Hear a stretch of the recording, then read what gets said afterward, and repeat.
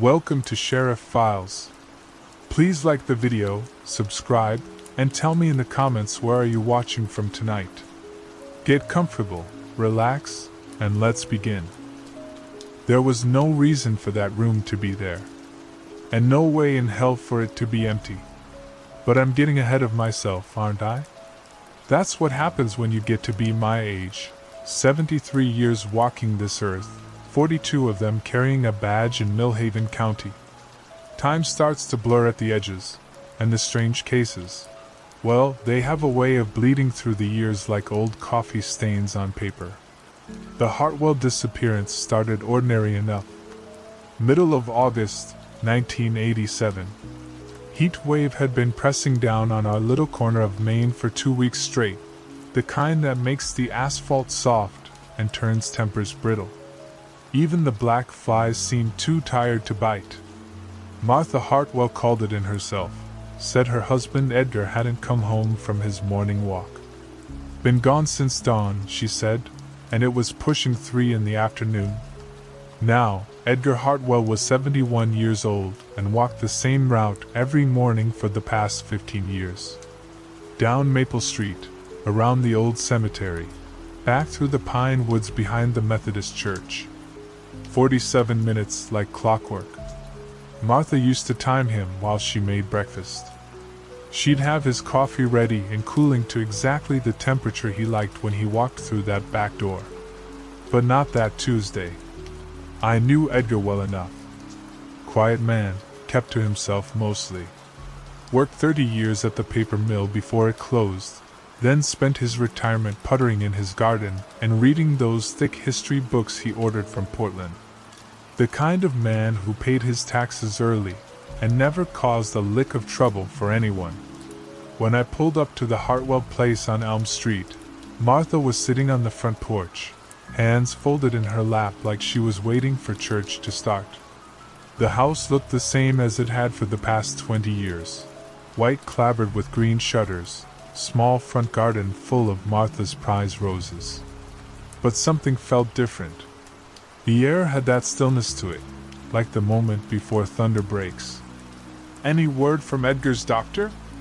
I asked, settling into the wicker chair beside her. The seat groaned under my weight. It always did, but today the sound seemed louder somehow. "Called Dr. Morrison first thing," Martha said. Her voice was steady, but I could see the worry in the way she kept smoothing her dress. "Edgar's been healthy as a horse. Blood pressure's good, heart's strong.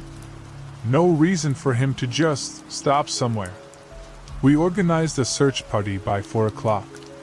23 volunteers showed up, more than I'd expected for a Tuesday afternoon in August. Funny how a missing person brings a community together, even when half of them barely knew Edgar to nod hello. We covered his usual route twice, then expanded outward in careful grids. Called his name until our voices went hoarse. Found nothing. Not a footprint off the path, not a piece of torn clothing, not even a bent branch where he might have pushed through the underbrush. It was like Edgar Hartwell had simply stepped out of existence somewhere between his front door and the Methodist church. By sunset, we had to call it off. I promised Martha I'd be back first thing in the morning with a proper search team from the state police. She nodded and went inside, but I noticed she left the porch light on, and the kitchen light, and every other light in that house. Sleep didn't come easy that night. I kept thinking about Edgar's morning routine, how precise it was, how it never varied. 15 years of the same 47-minute walk. A man like that doesn't just wander off, doesn't decide on impulse to visit an old friend or take a longer route. A man like that has reasons for everything he does. The state boys arrived at dawn with dogs and equipment. Professional, efficient, thorough. They expanded the search radius to 5 miles, brought in a helicopter, even dragged Miller's Pond when one of the dogs showed interest near the water. But dogs can smell things that happened days ago, weeks sometimes. Doesn't mean they happened yesterday. 3 days of searching turned up exactly nothing.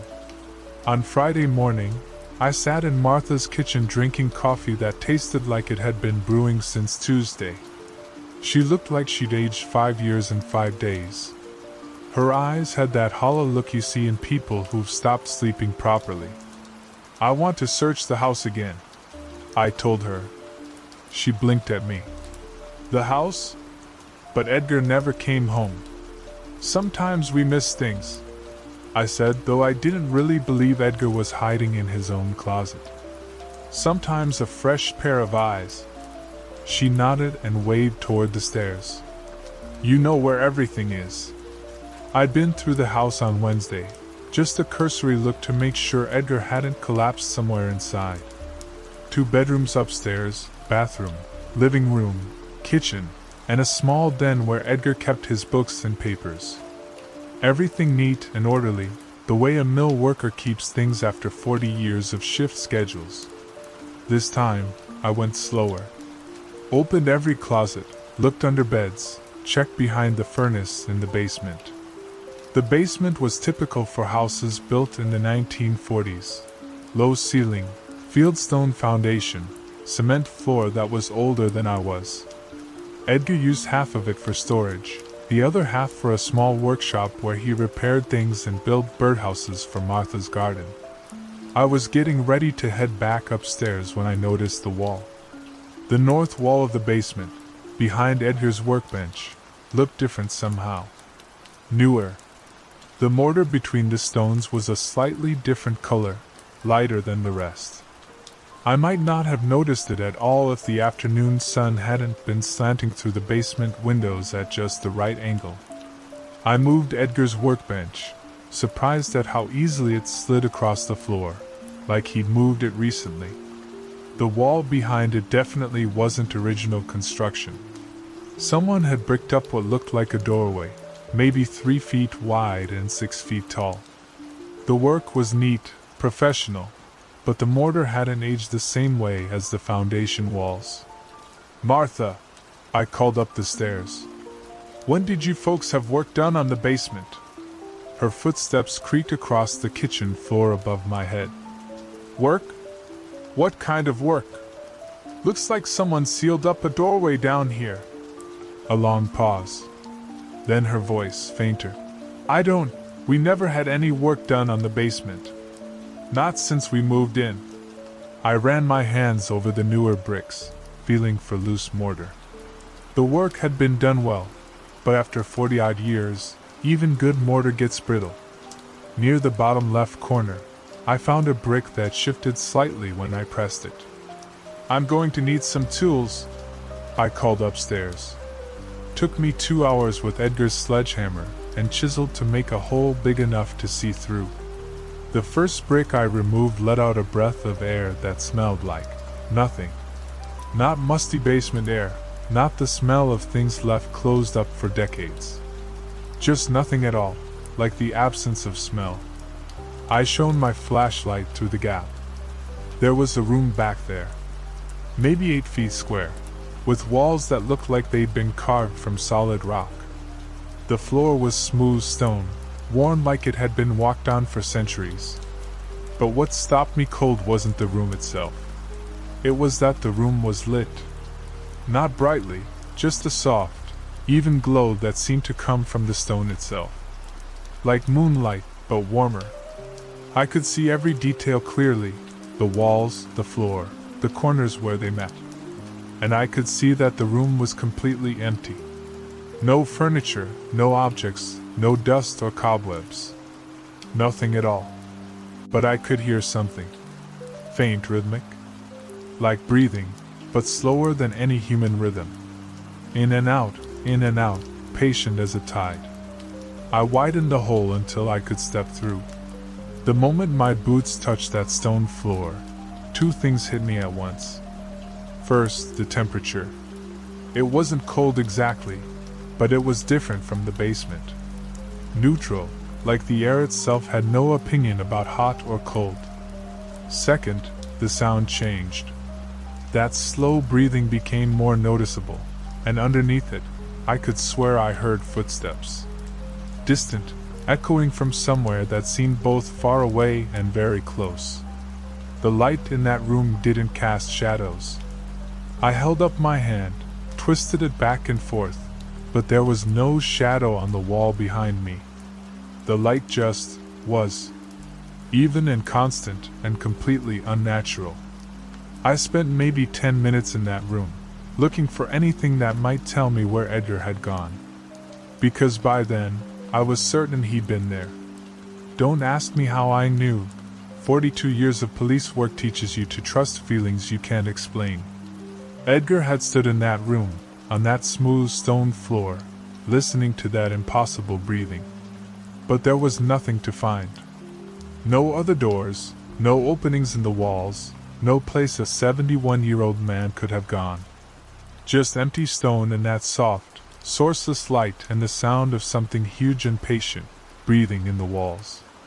When I climbed back through the hole into Edgar's basement, the normal world felt thin and temporary. The electric bulb hanging from the ceiling seemed harsh and flickering. The familiar smells of motor oil and old wood seemed artificial, like someone had sprayed them from a bottle. Martha was waiting for me at the top of the stairs. She took one look at my face and sat down hard in her kitchen chair. "You found something," she said. I told her about the room. All of it, the sealed doorway, the strange light, the breathing sound. She listened without interrupting, her hands folded in her lap the same way they'd been on Tuesday afternoon. When I finished, she was quiet for a long time. Finally, she said, "Edgar's been having dreams." "Dreams?" "Started about a month ago. He'd wake up in the middle of the night, said he could hear someone calling his name from downstairs. He'd get up, check the whole house, never found anything. But he started spending more time in the basement. Said he was organizing his tools, but I think he was listening." A chill crawled up my spine that had nothing to do with the temperature. "Martha, I need to know everything you can tell me about this house. Who owned it before you? Who built it? Any stories you might have heard?" She poured herself a cup of coffee with hands that barely trembled. "We bought it from the Phelps family in 1946. They'd owned it since it was built, around 1901. Old Cornelius Phelps built it himself, him and his 2 sons. But there were always stories." "What kind of stories?" "The kind you don't repeat in daylight," she said. "People said Cornelius was different after he came back from the war. The Spanish-American War, that would be. Said he'd learned things in Cuba that no Christian man should know. His wife died in 1903, just 2 years after they moved in. Neighbors said they heard her crying in the walls for months after the funeral." The coffee in my cup had gone cold. "What happened to Cornelius?" "Disappeared in 1907. Just like Edgar, now that I think about it. Went for a walk one morning and never came back. His son sold the house and moved to Boston. Said they never wanted to see Millhaven again." I thought about that room, about the breathing in the walls, about Edgar listening for his name to be called from downstairs. "Martha, I think you should stay somewhere else for a while. Maybe with your sister in Bangor." She shook her head. "If Edgar comes back, he'll expect to find me here." There wasn't much I could say to that. I called the state police, told them we'd found something that might be relevant to Edgar's disappearance. They sent 2 detectives up from Augusta, professional men with city attitudes and no patience for what they probably thought were rural superstitions. They looked at the room, took pictures, measured everything twice. The breathing sound was gone while they were there, just silence and that impossible light. "Probably a root cellar," one of them said. "Or cold storage. Pretty common in houses from that period." "Why seal it up?" I asked. He shrugged. "Maybe it was unsafe. Maybe they needed the space for something else. Point is, there's nothing here that explains where Hartwell went." They were gone by evening, taking their equipment and their certainty with them.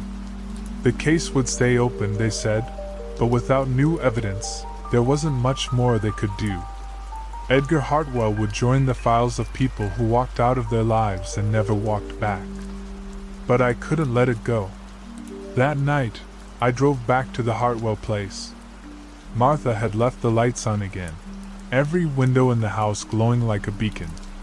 I knocked on the back door, and she let me in without a word, like she'd been expecting me. "I want to spend the night in that room," I told her.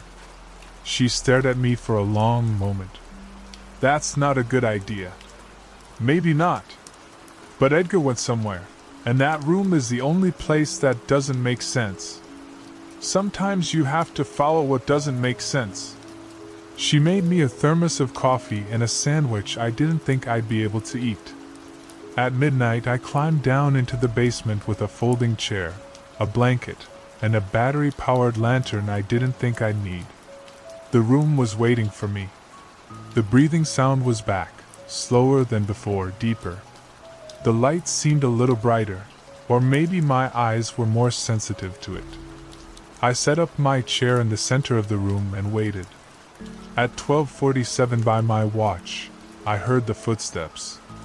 Not from anywhere I could pinpoint. They seemed to come from the stone itself, from underneath the floor, from inside the walls. Slow, measured steps that matched the rhythm of that impossible breathing. Getting closer. At 1:15, the temperature changed. Not warmer or colder, different. Like the air itself was becoming something else, something thicker and older and more patient than air had any right to be. At 2:33, I heard my name. Not called, not shouted. Just spoken, conversationally, like someone had walked up beside my chair and mentioned it in passing. But there was no one there. Just me and the breathing and the soft light that cast no shadows. At 3:44, I saw Edgar.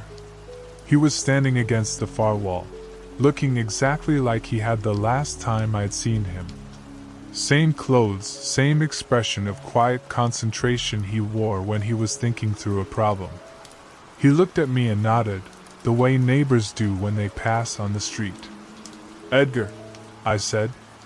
He smiled, that small, polite smile he'd always had, and pointed to something behind me. I turned around. The wall I'd broken through, the wall that should have led back to Edgar's basement, was solid stone. No hole, no loose bricks, no way out. Just smooth, ancient rock that looked like it had never been disturbed. When I turned back, Edgar was gone. But the breathing was louder now, and underneath it, I could hear something else. Voices, maybe, or the echo of voices. Distant and patient and completely inhuman. I don't know how long I sat in that chair. Time felt different in that room, stretched out and compressed at the same time. It could have been minutes or hours or days. But eventually, I heard Martha calling my name from somewhere far above. "Sheriff? Are you all right down there?" I looked around the room one more time. The wall behind me was broken open again, showing the familiar basement beyond. The breathing had stopped. The voices, if that's what they were, had gone quiet. But the light remained, soft and sourceless and wrong. I climbed out of that room and never went back. Martha moved to Bangor 2 weeks later. The house sold to a young couple from Portland who were charmed by its character and history. I thought about warning them, but what would I say? That there's a room in your basement that shouldn't exist? That sometimes the walls breathe and the dead point at things you can't see? They wouldn't have believed me. Hell, I'm not sure I'd believe me. But I drive past that house sometimes, late at night when I can't sleep. The new owners have installed motion sensor lights around the property. Practical, sensible, modern. But there's one window in the basement that always glows with a softer light, even when all the others are dark. And sometimes, if the wind is right, I think I can hear it breathing. Edgar Hartwell was never found. The case remains open in our files, though I'm the only one who remembers it anymore. Most folks assume he wandered off and got lost in the woods, or fell in the river and was washed out to sea. Simple explanations for simple people. But I know better. There are places in this world where the walls are thinner than they should be. Places where things that shouldn't exist press up against things that do. Most of the time, we're lucky enough to never find them. But sometimes they find us. Sometimes they call our names from downstairs in the middle of the night. Sometimes they light rooms that have no reason to be there. And sometimes, if we listen too long, we answer. The Hartwell house still stands on Elm Street, though it's been painted blue now, and the new owners have added a deck. They seem happy enough. Their children play in the yard where Martha's roses used to grow, and they'd never complained about strange sounds or unexplained lights. But I notice they don't use the basement much. And on quiet nights, when the air is still impatient, I sometimes wonder if Edgar is still down there, in that room that shouldn't exist, listening to the breathing in the walls and pointing at things the rest of us will never see. Some mysteries are meant to stay mysteries. Some doors, once opened, can never really be closed. And some rooms, once found, are always waiting for the next person to walk inside and discover that there are places in this world where the rules don't apply, where the possible and impossible live side by side, breathing in perfect, patient rhythm. There was no reason for that room to be there. But it was there all the same. And it's still there now, soft light glowing in the darkness, waiting for someone else to find the loose brick, to widen the hole, to step across the threshold into a place where 71-year-old men can disappear without a trace and time moves like honey in winter. I'm 73 years old now, and I'd carried this story for 37 years. Sometimes I think about going back, about climbing down into that basement one more time and stepping through that impossible doorway. Sometimes I think Edgar might be waiting there to show me what he was pointing at. But some doors are better left closed. Some rooms are better left empty. And some breathing is better left unheard. That's what I tell myself, anyway, on the nights when I can't sleep and the darkness feels too thin, too patient, too much like it's waiting for something. The Hartwell case taught me that there are places in this world where the ordinary rules don't apply. Places where missing doesn't mean gone, where empty doesn't mean vacant, where the impossible breathes in perfect rhythm with the possible.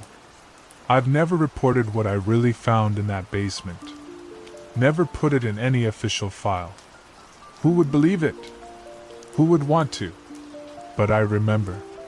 And sometimes, late at night when the town is quiet and the darkness feels thick as wool, I think the darkness remembers too. The room is still there. Still waiting. Still breathing. And Edgar Hartwell, wherever he is now, is still pointing at something the rest of us can't see. That's the end of my story, and God willing, it's the end of the Hartwell case. But I have a feeling it's not the end of that room. Some things are patient enough to wait forever.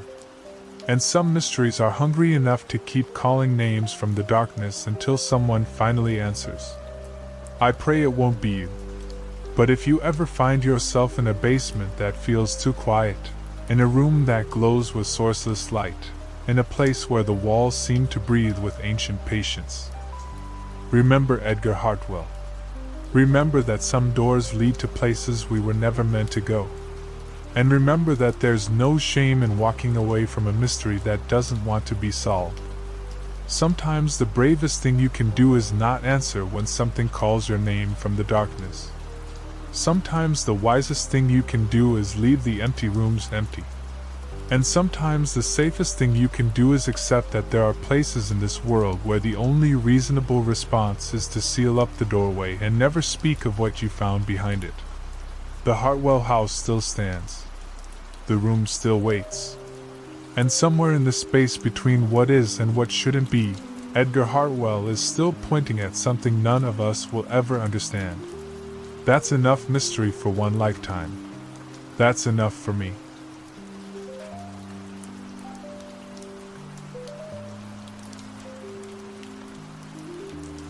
We don't get prank calls out here.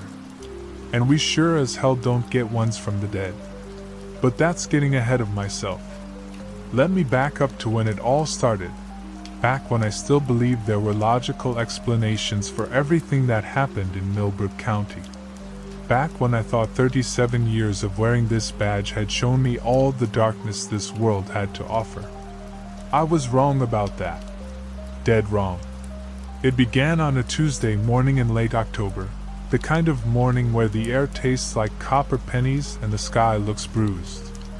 Mrs. Henley came into my office around 9, clutching her pocketbook with white knuckles and wearing that particular expression people get when they're not sure anyone will believe them.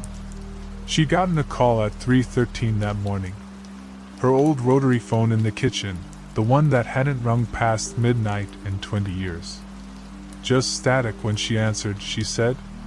Static that sounded almost like breathing, if breathing could echo through miles of empty wire. I took down the details, same as I would for any complaint, but I'll admit I wasn't paying it much mind. Mrs. Henley lived alone since her husband passed, and lonely people sometimes hear things that aren't there. The mind fills in blanks, creates patterns where none exist. By Thursday, I had 6 more reports. All the same story. Landlines ringing at exactly 3:13 a.m., nothing but static on the other end. The curious thing was, it wasn't just the old folks. Bill Carruthers got one, and he was sharp as a tack at 42. So did the Yamamoto family over on Elm Street, and they had 3 teenagers who would have been the first to call out anything strange. I started keeping a list. 17 calls by the end of that week, all at 3:13, all static. The phone company sent a technician out, a nervous kid from the county seat who spent 2 days checking lines and testing equipment. Everything checked out normal. He suggested it might be atmospheric interference, something about solar flares and electromagnetic pulses. That would have been the end of it, probably. Filed away under. Unexplained but harmless. But then came the night Martha Sullivan answered her phone and heard something more than static. Martha ran the diner on Main Street, had been getting up at 4:30 every morning for the past 15 years to start the coffee and prep for the breakfast crowd. She was used to early mornings, used to quiet houses and empty streets.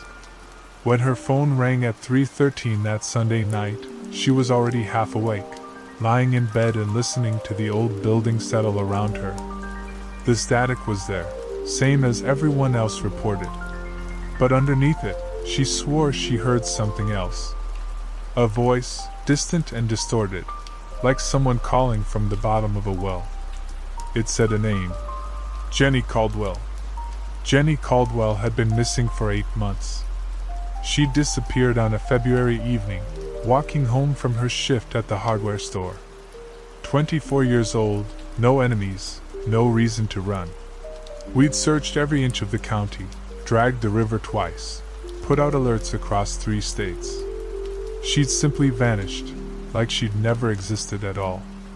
Martha came to see me first thing Monday morning, still in her work clothes from the diner, flour dusting her apron and uncertainty clouding her eyes.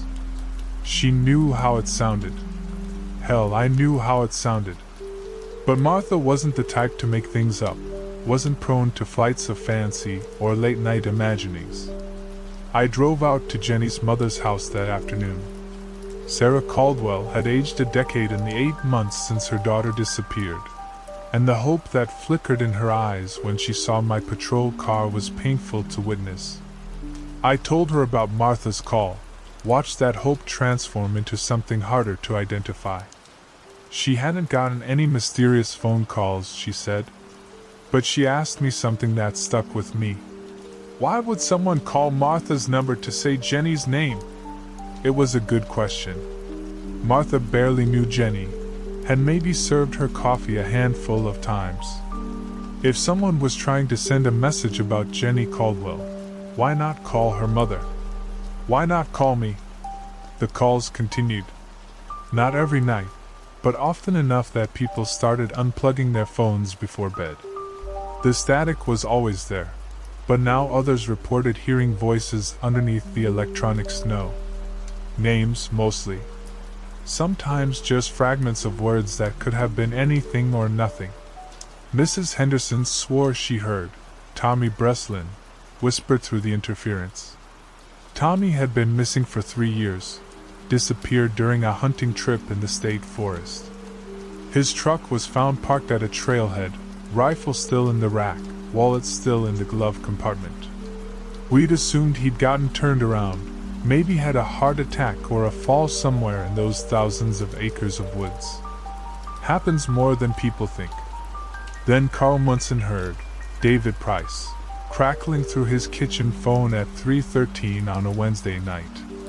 David had vanished 12 years ago, supposedly run off with a woman from the next county. Left behind a wife and 2 kids and a successful plumbing business. Never made sense to me, but people do strange things when they feel trapped. I started pulling old case files, stacking them on my desk until the pile threatened to topple over. Missing persons reports going back 20 years, some solved, some not. Cold cases that had gone colder with each passing season. The pattern began to emerge like a photograph developing in a darkroom, fuzzy at first, then unmistakably clear. Every name that came through those 313 calls belonged to someone who had disappeared from Millbrook County. Not run away, not moved away, not explained away. Simply gone, leaving behind questions that had never been answered. I counted them up. 16 people over the past 2 decades. 16 souls who had walked out into the world one day and never walked back. The oldest case was Rebecca Morrison, reported missing in 1983. 22 years old, last seen leaving her job at the bank on a Friday evening. Her car was found in the parking lot of the old lumber mill. Keys still in the ignition, purse on the passenger seat. 16 people don't just vanish from a county of 8,000 without someone noticing a pattern. But we hadn't noticed, had we? Each case had been handled individually, filed separately, forgotten gradually. It took voices from beyond static to make us see what had been right in front of us all along. The calls started coming in faster after that, sometimes 2 or 3 in a single night. Different houses receiving the same names or different names entirely. The town developed a strange rhythm around 3:13 a.m. People lying awake in their beds, listening for the ring that might or might not come, wondering whose name they might hear if they were brave enough to answer. Dr. Marsh, who delivered half the babies in the county and pronounced death on the other half, got a call that left him shaking. He heard his own daughter's name, Susan, clear as daylight through the static. Susan had been dead for 10 years, killed in a car accident on the interstate. But the voice that said her name wasn't announcing her death. It was calling for her, the way you might call for someone lost in a crowded room. That's when I started to understand that whatever was happening here wasn't about the missing. It was about something else entirely. Something that lived in the spaces between the static and fed on the places where people used to be. I decided to stay at the office one night, to be there when 3:13 came around. The old building creaked and settled around me as I sat at my desk, coffee growing cold, watching the clock on the wall tick toward the witching hour. The landline on my desk was an ancient black rotary, installed when the building was new and never replaced.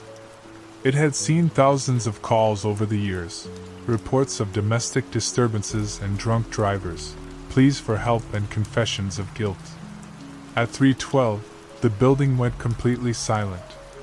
No humming from the fluorescent lights, no whisper of wine through the eaves, no distant sound of late-night traffic. Even the clock stopped ticking, its second hand frozen between the 11 and 12. 3:13. The phone rang. I let it ring twice before picking up, my hand steadier than I felt. Sheriff's Department. Static filled my ear, thick and oppressive, like the sound of snow falling in an empty field. But underneath it, woven through it, I heard something that made my blood run cold. My own voice, distorted and distant, saying, "Hello? Is anyone there? We need help." It was me, but not me. Me from some other time, some other place, calling across impossible distances for assistance that would never come. I listened to myself plead through the static, heard the fear and confusion in my own voice as it faded in and out like a weak radio signal. Then the line went dead. I sat there in the darkness for a long time after that, trying to make sense of what I'd heard. The clock had started ticking again, the fluorescent lights hummed their electric song, and the building settled back into its familiar rhythm of small sounds and old wood. But something had changed. Some barrier had been crossed, some line had been drawn in the sand of reality. The calls weren't just about the missing anymore. They were about all of us, everyone who lived and breathed and walked through our days in Millbrook County, unaware that we were being watched from the spaces between seconds. The next morning brought Mrs. Patterson to my office, tears streaming down her cheeks. She'd gotten a call at 3:13, she said, and heard her husband Frank's voice saying her name through the static. Frank had been in the hospital for 2 weeks with pneumonia, but she'd called that morning to check on him. The nurses told her he'd passed away at 3:13 a.m. That's when I realized the truth that I'd been dancing around for weeks. The calls weren't coming from the dead. They were coming from the dying. From people caught in that moment between here and gone, suspended in the static between life and whatever comes after. And somehow, Millbrook County had become a place where that static could bleed through. A thin spot in the world where voices could echo across the divide, where the missing could call out to the living, where the dying could say goodbye to those they were leaving behind. I never figured out why it started when it did, or what made our little corner of the world so permeable to such things. Maybe it was the old Indian burial ground they built the town on, though that felt too much like something from a cheap paperback novel. Maybe it was the limestone caves that honeycombed the hills around us, creating natural resonance chambers that amplified signals we were never meant to hear. Or maybe it was something simpler and more terrible than that. Maybe death had always been calling, and we'd finally learned how to answer.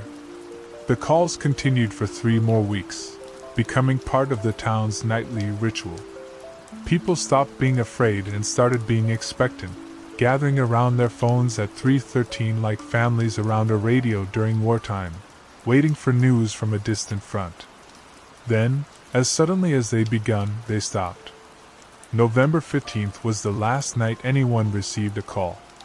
Mrs. Henley, who'd started it all, got one final ring at 3:13. She answered, heard the familiar static, and then, clear as crystal, heard a voice say, "Thank you for listening." After that, silence. The phone stayed quiet at 3:13, the static faded back into the electronic ether, and life in Millbrook County returned to what passes for normal in a place where normal is a relative concept. But we all remembered. We all carried the knowledge that the missing weren't gone, not really. They were suspended somewhere in the static between here and there, between now and then, calling out across impossible distances for anyone who might hear. I retired the following spring, turned in my badge after 38 years of service. The new sheriff, a young woman from the state police, listened politely when I briefed her on the town's quirks and peculiarities. I told her about the 3:13 calls, gave her the files I'd compiled, explained the pattern I'd discovered. She nodded and smiled and filed everything away in a box marked "Unsubstantiated Reports." I didn't blame her. I probably would have done the same thing at her age, before I learned that the world is full of frequencies we don't know how to tune into. Sometimes, late at night, I still wake up at 3:13. I lie in bed and listen to the silence, wondering if somewhere in the static between sleeping and waking, between memory and dream, voices are still calling out across the darkness. Hoping someone, somewhere, is still listening. Because we don't get prank calls out here in Millbrook County. And the dead, it turns out, have more to say than any of us ever imagined. They just needed someone to pick up the phone.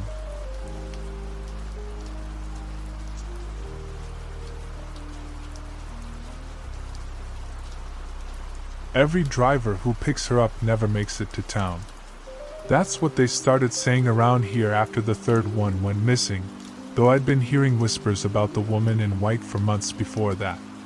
Small towns like ours, they collect stories the way old barns collect dust, slow and steady until you can't see the original wood underneath anymore. Most of the time, these stories are harmless.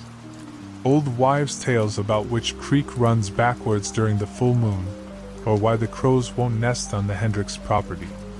But this one had teeth. I've been wearing this badge for 37 years, and in all that time, I've learned to tell the difference between a story that's just wind and a story that's got meat on its bones. The woman in white had meat. Too much meat, if you catch my meaning. It started with Jerry Kowalski's boy, Tommy. Kid was 19, fresh out of high school, working part-time at the grain elevator, and dreaming of bigger things the way young folks do. He was driving home from a date in Millerville. Must have been close to midnight on a Tuesday in early September. The air still held that thick, drowsy heat that makes your shirt stick to your back. But there was something else riding on it that night.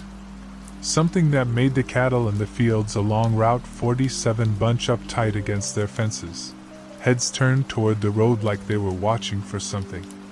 Tommy never made it home. His car, a beat-up Camaro he'd spent 2 summers fixing, was found the next morning by a trucker hauling grain to the processing plant 12 miles outside town. Just sitting there on the shoulder of Route 47, engine still running, driver's door hanging wide open like Tommy had stepped out intending to come right back. Keys dangling from the ignition, wallet on the seat, half a tank of gas. The radio was still playing, some late-night talk show about UFOs and government conspiracies, static creeping in around the edges of the host's voice. We searched for 3 days. Had volunteers from 4 counties beating the brush along the highway, checking every ditch and culvert and abandoned farmhouse within a 20-mile radius. Dogs couldn't pick up a scent trail more than 50 yards from the car. It was like Tommy had just evaporated. Jerry came to see me on the 4th day, sat in that creaky wooden chair across from my desk with his cap in his hands, turning it round and round like a prayer wheel. His face had that hollow look that comes from too little sleep and too much worry. "Sheriff," he said, voice barely above a whisper. "You find anything yet?" I told him what I'd been telling everyone who asked, that we were following every lead, checking with law enforcement in neighboring counties, doing everything we could. Standard sheriff talk. But Jerry just kept turning that cap in his hands, staring at a spot on the floor between his boots. "You hear about Martha Pruitt's story yet?" he asked. I hadn't, but I was about to. Martha was Jerry's cousin, worked the night shift at the truck stop out on Route 47. She'd been there the night Tommy disappeared, and according to Jerry, she'd seen something. Something she wasn't eager to talk about. Martha came in that afternoon, still smelling faintly of coffee and cigarette smoke, her uniform wrinkled from a long shift. She was a woman in her 50s, the kind who'd seen enough of life to know the difference between what was possible and what wasn't. That's what made her story stick in my craw the way it did. "I was closing up around 11:30, she said, settling into the same chair Jerry had occupied that morning. "Had maybe 3 customers all night, Tuesdays always slow. I was just finishing the register when I saw her. Her? Woman in white. Standing right there by the road, maybe 100 yards from the station. Just standing there like she was waiting for someone." Martha described her as young, maybe 25 or so, wearing what looked like a wedding dress or something close to it. Long white dress anyway, the kind that catches the light from passing headlights and seems to glow. Dark hair, though Martha couldn't make out her face from that distance. Thing is, Martha continued, she didn't move like a person moves. You know how when someone's standing by the road at night, waiting for a ride or whatever, they shift around, pace a little, check their watch, look up and down the road? This woman just stood there, still as a fence post. And when Tommy's car came by, Martha paused, her fingers working at a loose thread on her uniform sleeve. When his car came by, she raised her hand, just like she was flagging him down. You see him stop? I saw his brake lights. Saw the car pull over maybe a quarter mile down the road, right where it curves around that old oak tree.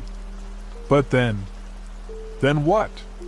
Martha was quiet for a long moment, staring out the window at the courthouse square, where the afternoon shadows were starting to stretch long across the grass. Then I got distracted. Phone rang, some trucker asking about road conditions. By the time I looked back out, both the car and the woman were gone. Figured they'd driven off together. She met my eyes then, and there was something in her expression I didn't much care for. Didn't think much of it at the time. But now, I spent the rest of that week asking around, casual-like, about women in white. Got more stories than I was comfortable with. Mrs. Henderson, who lived in the old Victorian house on Elm Street, claimed she'd seen the same woman 3 times in the past month, always in the same spot along Route 47. Always after dark. Always alone until a car came along. Strangest thing, Mrs. Henderson told me, standing in her kitchen doorway with a dish towel in her hands. First time I saw her was late August. I was coming home from visiting my sister in Parksdale, must have been close to 10 o'clock. There she was, right where the road dips down past the Brennan farm. Pretty little thing, but something about the way she stood there, it wasn't natural. How so? Well, for one thing, she was too white. Not just the dress, but her skin, her face. Like she'd been dusted with flour. And she was so still. You ever see a deer when it's watching you, how it goes perfectly still until it decides whether to run or not? That's how she looked. Like she was deciding something. The Brennan farm. That detail caught my attention because it was less than 2 miles from where Tommy's car had been found. I made a note to drive out there, take a look around. You see her again after that? Twice more. Same spot, same time of night, give or take. Both times, cars stopped for her. Both times, I lost sight of them around the curve. Mrs. Henderson twisted the dish towel in her hands, her knuckles white. Sheriff, I'm probably just being a foolish old woman, but there's something wrong about that stretch of road. Has been for years. Animals won't cross it after dark. Dogs won't walk down it, not even during the day. And in winter, the snow melts there first, like the ground's warm underneath. That evening, I drove out to the Brennan place. The farm had been abandoned for 15 years, ever since old Pete Brennan had his heart attack while working the north field. The house was still standing, but barely, roof sagging, windows dark and empty, front porch collapsed in on itself. The barn was in better shape, but not by much. Paint peeled off its sides like sunburned skin, and the big double doors hung askew on rusted hinges. But it was the spot Mrs. Henderson had described that really got my attention. About 100 yards before you reached the farm's gravel driveway, Route 47 dipped down into a shallow valley, then curved sharply to the right around a massive oak tree that had probably been standing there since before the town was founded. The tree cast deep shadows even in the dying light, and there was something about those shadows that made you want to drive a little faster.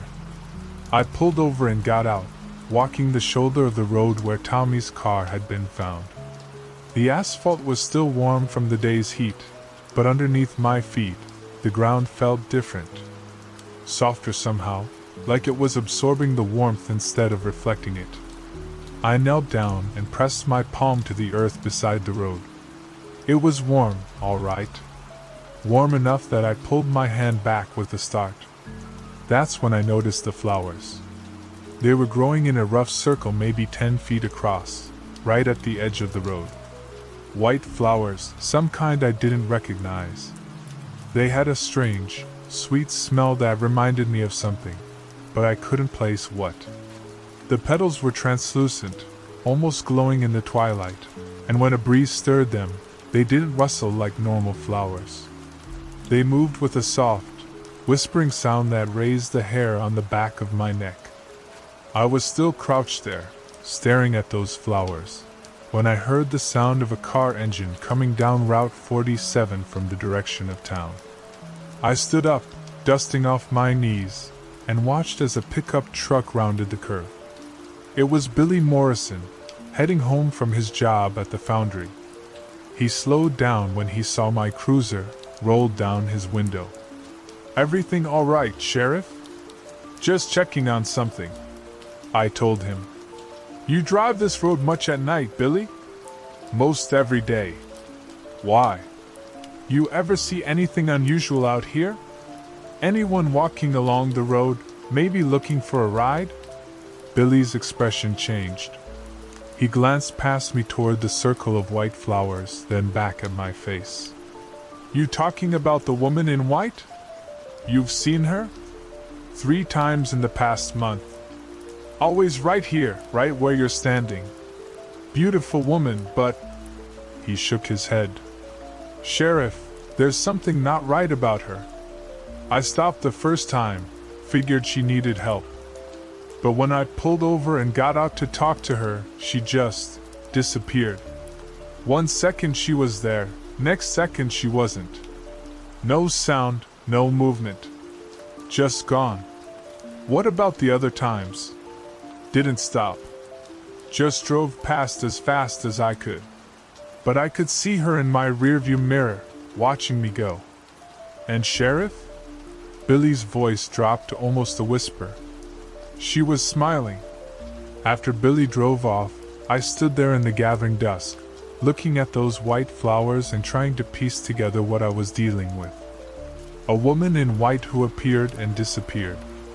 Missing persons. A stretch of road that felt wrong in ways I couldn't quite articulate. It was starting to sound like one of those old ghost stories you hear around campfires. The kind that make kids pull their sleeping bags up over their heads. But I'd been a lawman too long to dismiss anything outright, no matter how strange it sounded.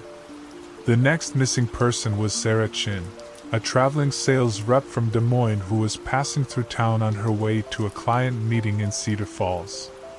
Her supervisor called my office on a Thursday morning, said Sarah had missed her appointment, and wasn't answering her phone. By Thursday evening, we'd found her rental car in the same spot where Tommy's Camaro had been discovered. Engine running, door open, purse on the passenger seat with $300 cash still in the wallet. Sarah's car had one detail that Tommy's hadn't, though. On the dashboard, arranged in a neat row, were 7 white flowers. The same kind I'd found growing beside the road. They looked fresh picked, but when I touched one, the petals crumbled to dust between my fingers. That's when I knew I was dealing with something that wasn't going to be solved with standard police work. The third disappearance happened on a Saturday night in late September. David Martinez, 24 years old, driving back to town after visiting his girlfriend in Millville. Same story, same location, same evidence left behind. But this time, we had a witness. Reverend Paul Hendricks had been driving home from a late-night visit to a sick parishioner when he saw David's car pull over. The Reverend was maybe a quarter mile behind, had just crested the hill before the road dipped down toward the Brennan farm. He saw the whole thing. There was a woman standing by the road. Reverend Hendricks told me the next morning, his hands shaking as he held his coffee cup. Young woman in a white dress. She raised her hand when she saw David's car, and he pulled over. I thought maybe she'd had car trouble, needed help. But when I got closer... What happened? She opened the passenger door and got in. I could see her clear as day through the rear window of David's car. But Sheriff, she wasn't solid. I could see right through her to the seat behind. And when she turned to look back at me, Reverend Hendricks set down his coffee cup with a rattle. Her face was gone. Just smooth white skin where her features should have been. What did you do? I drove past as fast as I could. In my rearview mirror, I saw David's car start to move. But it wasn't driving down the road, it was sinking. Sinking right into the ground like the road was made of water. By the time I turned around and came back, there was nothing there but those white flowers. I spent the rest of that Sunday researching the history of Route 47, particularly the stretch that ran past the old Brennan farm. What I found in the county records made my blood run cold. In 1963, there'd been a house fire on the property adjacent to what was now the Brennan farm. A young woman named Rebecca Marsh had died in the blaze, just 3 days before her wedding. The fire had started around midnight, and by the time the volunteer fire department arrived, the house was nothing but charred timbers and ash. Rebecca's body was never found, but that wasn't unusual. Fires that burned that hot didn't leave much behind. What was interesting was the location of the house. According to the old property surveys, it had stood exactly where those white flowers were now growing. The house had been torn down after the fire, the foundation filled in, and the land eventually sold to Pete Brennan when he expanded his farm in the late 60s. Rebecca Marsh, the woman in white, a bride who never made it to her wedding, asking for rides to a house that no longer existed. But that still didn't explain what was happening to the people who picked her up. I got my answer the following Tuesday night, when I decided to stake out Route 47 myself. I parked my cruiser on a side road about half a mile from the Brennan farm, turned off the engine, and waited. It was just past 11 o'clock when she appeared. One moment the road was empty, the next moment she was there, standing in the exact center of the circle of white flowers. Even from a distance, I could see why people stopped for her. She was beautiful in that ethereal way that makes you think of angels or fairy tales. The white dress seemed to glow with its own light, and her dark hair moved in a breeze I couldn't feel. I watched her for maybe 10 minutes before a car came down the road from town. It was moving fast, probably someone trying to get home before the bars closed. But when the headlights hit her, the car began to slow. I could see the brake lights flare as the driver pulled over. The woman in white walked to the passenger side of the car with movements that were too smooth, too gliding. She opened the door and got in, and for a moment, everything seemed normal. Just a good Samaritan giving a ride to someone in need. Then the car began to sink. Not fast, not dramatically. Just slowly, steadily, like it was settling into soft ground. I watched in horror as the wheels disappeared first, then the bumper, then the doors. The headlights stayed on all the way down, creating an eerie glow beneath the surface of the road. Within 5 minutes, there was nothing left but a smooth patch of asphalt and a new cluster of white flowers. I sat there for a long time after that, trying to make sense of what I just witnessed. Trying to convince myself I'd imagined it, or fallen asleep and dreamed the whole thing. But the flowers were there in the morning, 7 new ones arranged in a perfect circle. And when I called in the license plate number I'd managed to jot down, it came back to a car that had been reported stolen 3 days earlier from a parking lot in Cedar Rapids. That's when I realized the truth. The woman in white wasn't just taking people to her house, she was taking them home with her. Down into whatever dark place existed beneath that stretch of road, where a house had burned 60 years ago, and a bride had died alone on what should have been the happiest night of her life. I could have reported it, I suppose. Could have called in the state police, maybe the FBI. could have tried to explain to them that Route 47 was some kind of doorway, and that a dead woman was using it to collect traveling companions for her long journey to nowhere. But who would have believed me? And what good would it have done? You can't arrest a ghost, can't dig up a road that's digesting cars and people like some enormous throat. Instead, I did what I could. I had the county put up construction barriers at both ends of that stretch of road, claimed there was a gas leak that needed to be investigated. The barriers stayed up for 3 months, long enough for the white flowers to wither and die. When we finally reopened the road, the woman in white was gone. But I still drive that route sometimes, late at night when the moon is dark and the air is thick with the kind of humidity that makes your skin crawl. I drive it slow, windows down, listening for the sound of wedding bells that never rang, watching for a figure in white that stands too still and smiles too wide. Because I know she's still down there, in that house that burned but never fell, waiting for the barriers to fail and the flowers to bloom again. Waiting for the next lonely traveler who'll stop for a woman in distress and find themselves sinking into a road that's hungrier than quicksand and deeper than any grave. Every driver who picks her up never makes it to town. And sometimes, on the darkest nights, I wonder if that's exactly what she's counting on.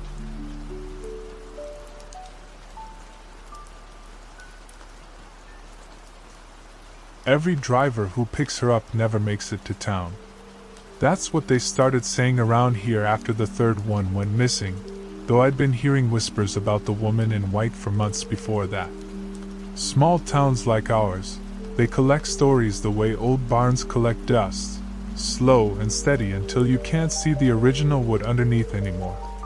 Most of the time, these stories are harmless. Old wives' tales about which creek runs backwards during the full moon, or why the crows won't nest on the Hendricks property. But this one had teeth. I've been wearing this badge for 37 years, and in all that time, I've learned to tell the difference between a story that's just wind and a story that's got meat on its bones. The woman in white had meat. Too much meat, if you catch my meaning. It started with Jerry Kowalski's boy, Tommy. Kid was 19, fresh out of high school, working part-time at the grain elevator, and dreaming of bigger things the way young folks do. He was driving home from a date in Millerville. Must have been close to midnight on a Tuesday in early September. The air still held that thick, drowsy heat that makes your shirt stick to your back. But there was something else riding on it that night. Something that made the cattle in the fields along Route 47 bunch up tight against their fences, heads turned toward the road like they were watching for something. Tommy never made it home. His car, a beat-up Camaro he'd spent 2 summers fixing, was found the next morning by a trucker hauling grain to the processing plant 12 miles outside town. Just sitting there on the shoulder of Route 47, engine still running, driver's door hanging wide open like Tommy had stepped out intending to come right back. Keys dangling from the ignition, wallet on the seat, half a tank of gas. The radio was still playing, some late-night talk show about UFOs and government conspiracies, static creeping in around the edges of the host's voice. We searched for 3 days. Had volunteers from 4 counties beating the brush along the highway, checking every ditch and culvert and abandoned farmhouse within a 20-mile radius. Dogs couldn't pick up a scent trail more than 50 yards from the car. It was like Tommy had just evaporated. Jerry came to see me on the 4th day, sat in that creaky wooden chair across from my desk with his cap in his hands, turning it round and round like a prayer wheel. His face had that hollow look that comes from too little sleep and too much worry. "Sheriff," he said, voice barely above a whisper. "You find anything yet?" I told him what I'd been telling everyone who asked, that we were following every lead, checking with law enforcement in neighboring counties, doing everything we could. Standard sheriff talk. But Jerry just kept turning that cap in his hands, staring at a spot on the floor between his boots. "You hear about Martha Pruitt's story yet?" he asked. I hadn't, but I was about to. Martha was Jerry's cousin, worked the night shift at the truck stop out on Route 47.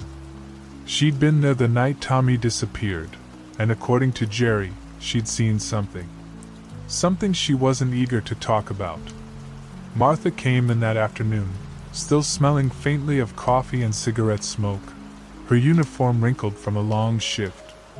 She was a woman in her 50s, the kind who'd seen enough of life to know the difference between what was possible and what wasn't. That's what made her story stick in my craw the way it did. "I was closing up around 11:30, she said, settling into the same chair Jerry had occupied that morning. "Had maybe 3 customers all night, Tuesdays always slow. I was just finishing the register when I saw her. Her? Woman in white. Standing right there by the road, maybe 100 yards from the station. Just standing there like she was waiting for someone." Martha described her as young, maybe 25 or so, wearing what looked like a wedding dress or something close to it. Long white dress anyway, the kind that catches the light from passing headlights and seems to glow. Dark hair, though Martha couldn't make out her face from that distance. "Thing is," Martha continued, "she didn't move like a person moves. You know how when someone's standing by the road at night, waiting for a ride or whatever, they shift around?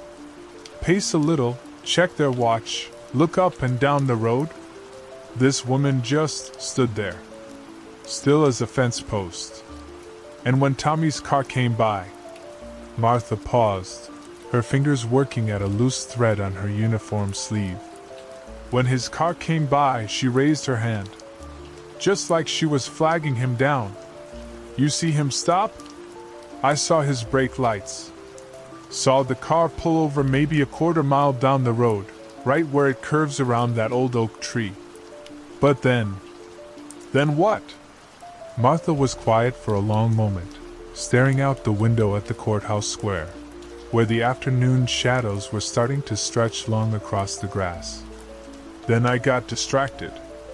Phone rang, some trucker asking about road conditions. By the time I looked back out, both the car and the woman were gone. Figured they'd driven off together." She met my eyes then, and there was something in her expression I didn't much care for. Didn't think much of it at the time.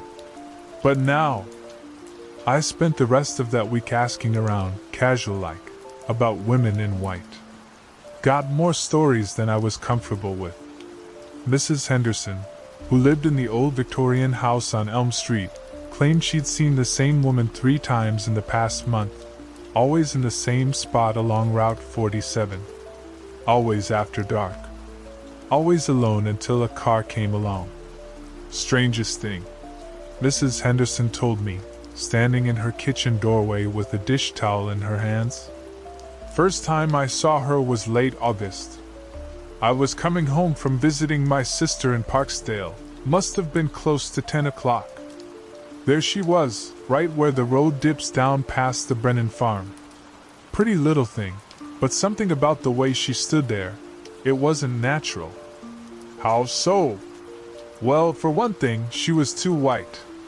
Not just the dress, but her skin, her face. Like she'd been dusted with flour. And she was so still. You ever see a deer when it's watching you, how it goes perfectly still until it decides whether to run or not? That's how she looked. Like she was deciding something. The Brennan farm. That detail caught my attention because it was less than 2 miles from where Tommy's car had been found.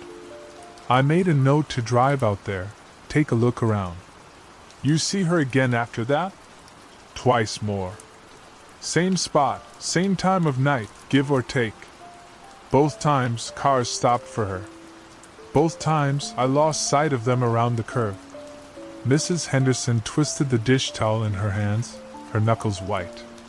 Sheriff, I'm probably just being a foolish old woman, but there's something wrong about that stretch of road.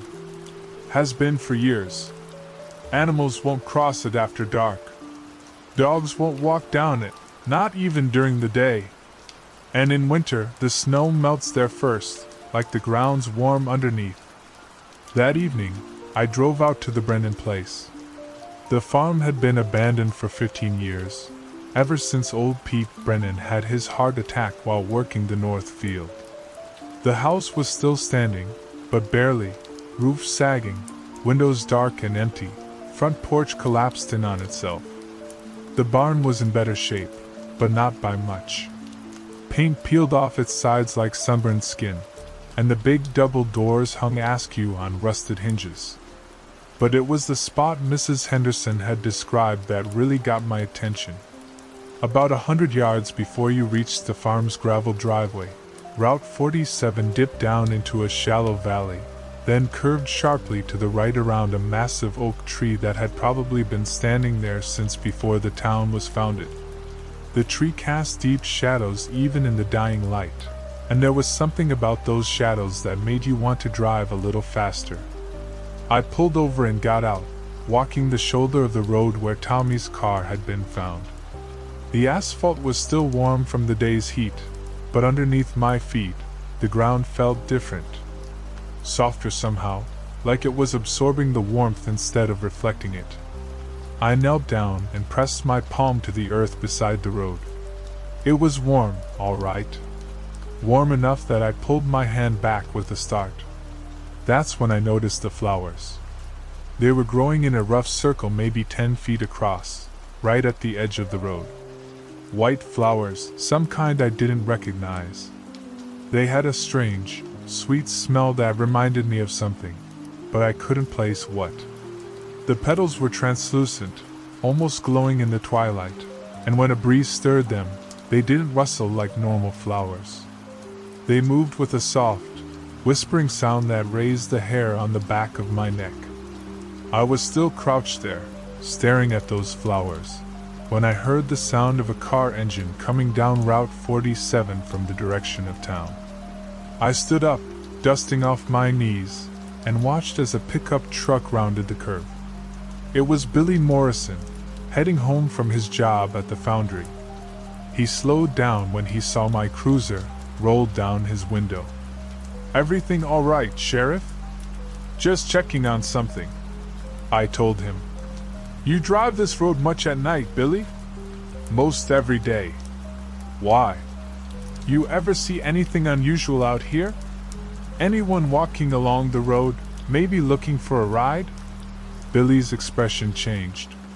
He glanced past me toward the circle of white flowers, then back at my face. "You talking about the woman in white? You've seen her?" "3 times in the past month. Always right here, right where you're standing. Beautiful woman, but—" He shook his head. "Sheriff, there's something not right about her. I stopped the first time, figured she needed help. But when I pulled over and got out to talk to her, she just disappeared. 1 second she was there, next second she wasn't. No sound, no movement. Just gone." "What about the other times?" "Didn't stop. Just drove past as fast as I could. But I could see her in my rearview mirror, watching me go." "And Sheriff?" Billy's voice dropped to almost a whisper. "She was smiling." After Billy drove off, I stood there in the gathering dusk, looking at those white flowers and trying to piece together what I was dealing with. A woman in white who appeared and disappeared. Missing persons. A stretch of road that felt wrong in ways I couldn't quite articulate. It was starting to sound like one of those old ghost stories you hear around campfires, the kind that make kids pull their sleeping bags up over their heads. But I'd been a lawman too long to dismiss anything outright, no matter how strange it sounded. The next missing person was Sarah Chin, a traveling sales rep from Des Moines who was passing through town on her way to a client meeting in Cedar Falls. Her supervisor called my office on a Thursday morning, said Sarah had missed her appointment, and wasn't answering her phone.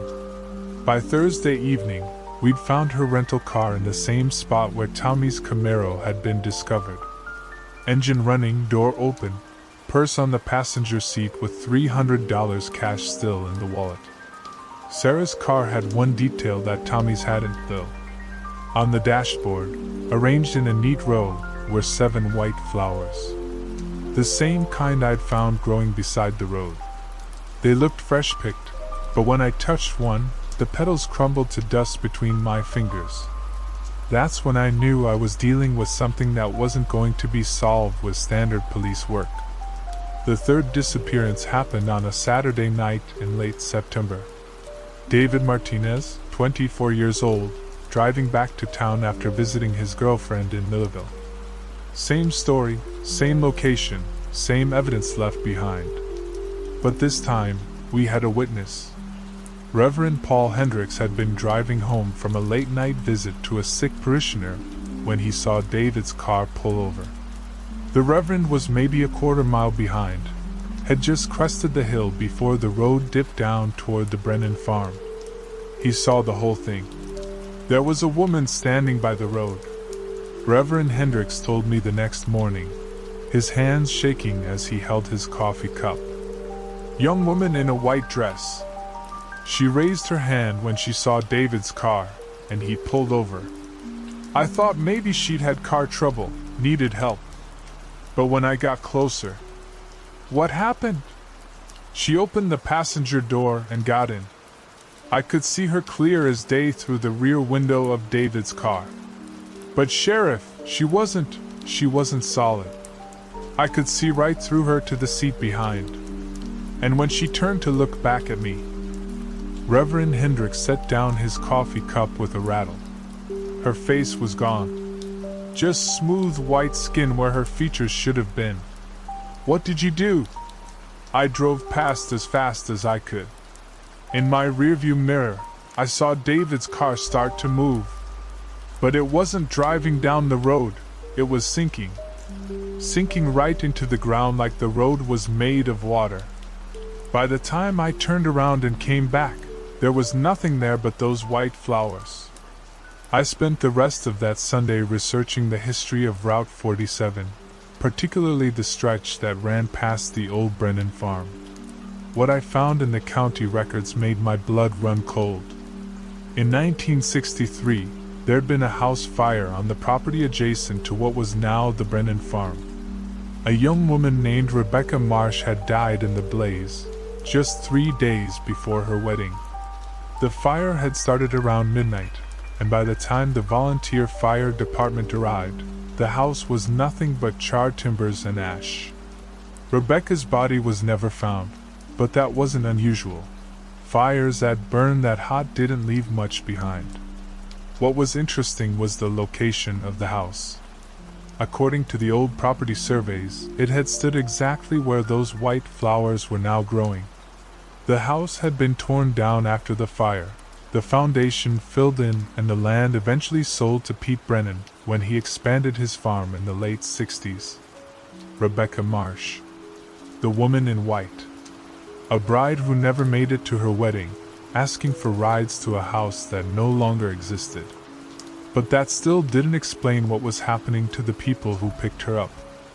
I got my answer the following Tuesday night, when I decided to stake out Route 47 myself.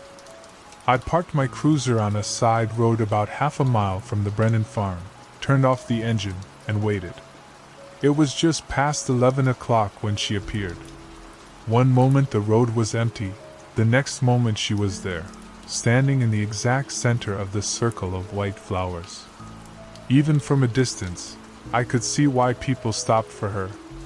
She was beautiful in that ethereal way that makes you think of angels or fairy tales. The white dress seemed to glow with its own light, and her dark hair moved in a breeze I couldn't feel. I watched her for maybe 10 minutes before a car came down the road from town. It was moving fast, probably someone trying to get home before the bars closed. But when the headlights hit her, the car began to slow. I could see the brake lights flare as the driver pulled over.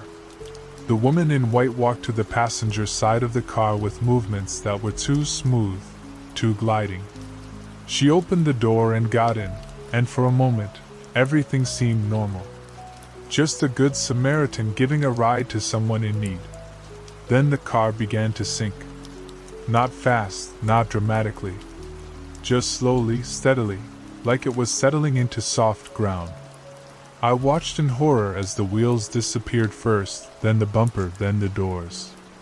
The headlights stayed on all the way down, creating an eerie glow beneath the surface of the road. Within 5 minutes, there was nothing left but a smooth patch of asphalt and a new cluster of white flowers. I sat there for a long time after that, trying to make sense of what I just witnessed. Trying to convince myself I'd imagined it, or fallen asleep and dreamed the whole thing. But the flowers were there in the morning, 7 new ones arranged in a perfect circle. And when I called in the license plate number I'd managed to jot down, it came back to a car that had been reported stolen 3 days earlier from a parking lot in Cedar Rapids. That's when I realized the truth. The woman in white wasn't just taking people to her house, she was taking them home with her. Down into whatever dark place existed beneath that stretch of road, where a house had burned 60 years ago, and a bride had died alone on what should have been the happiest night of her life. I could have reported it, I suppose. Could have called in the state police, maybe the FBI. Could have tried to explain to them that Route 47 was some kind of doorway, and that a dead woman was using it to collect traveling companions for her long journey to nowhere. But who would have believed me? And what good would it have done? You can't arrest a ghost, can't dig up a road that's digesting cars and people like some enormous throat. Instead, I did what I could. I had the county put up construction barriers at both ends of that stretch of road, claimed there was a gas leak that needed to be investigated. The barriers stayed up for 3 months, long enough for the white flowers to wither and die. When we finally reopened the road, the woman in white was gone. But I still drive that route sometimes, late at night when the moon is dark and the air is thick with the kind of humidity that makes your skin crawl. I drive it slow, windows down, listening for the sound of wedding bells that never rang, watching for a figure in white that stands too still and smiles too wide. Because I know she's still down there, in that house that burned but never fell, waiting for the barriers to fail and the flowers to bloom again. Waiting for the next lonely traveler who'll stop for a woman in distress and find themselves sinking into a road that's hungrier than quicksand and deeper than any grave. Every driver who picks her up never makes it to town. And sometimes, on the darkest nights, I wonder if that's exactly what she's counting on.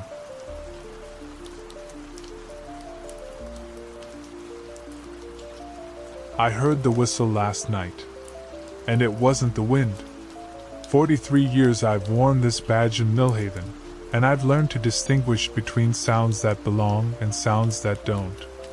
The wind through the old water tower makes a mournful cry, sure enough. Coyotes yip like lost children in the hills. Even the settling bones of this town creak and groan in ways you come to know.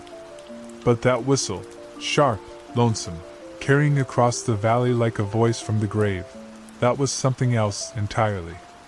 It reminded me of the Brennan case from 30 years back. Haven't thought about that business in a long while, but hearing that whistle brought it all rushing back like ice water in my veins. Some stories stick to you, burrow deep into the marrow of your bones, and this one's been living there for 3 decades, waiting for the right moment to crawl back into the light. The Brennan place sits about 4 miles east of town, where the old rail line used to run before the company pulled up stakes in '73. Back then, that stretch of track carried freight and the occasional passenger car through our little valley twice a day. You could set your watch by the morning run, and the evening train would whistle you to sleep. Then one day, nothing.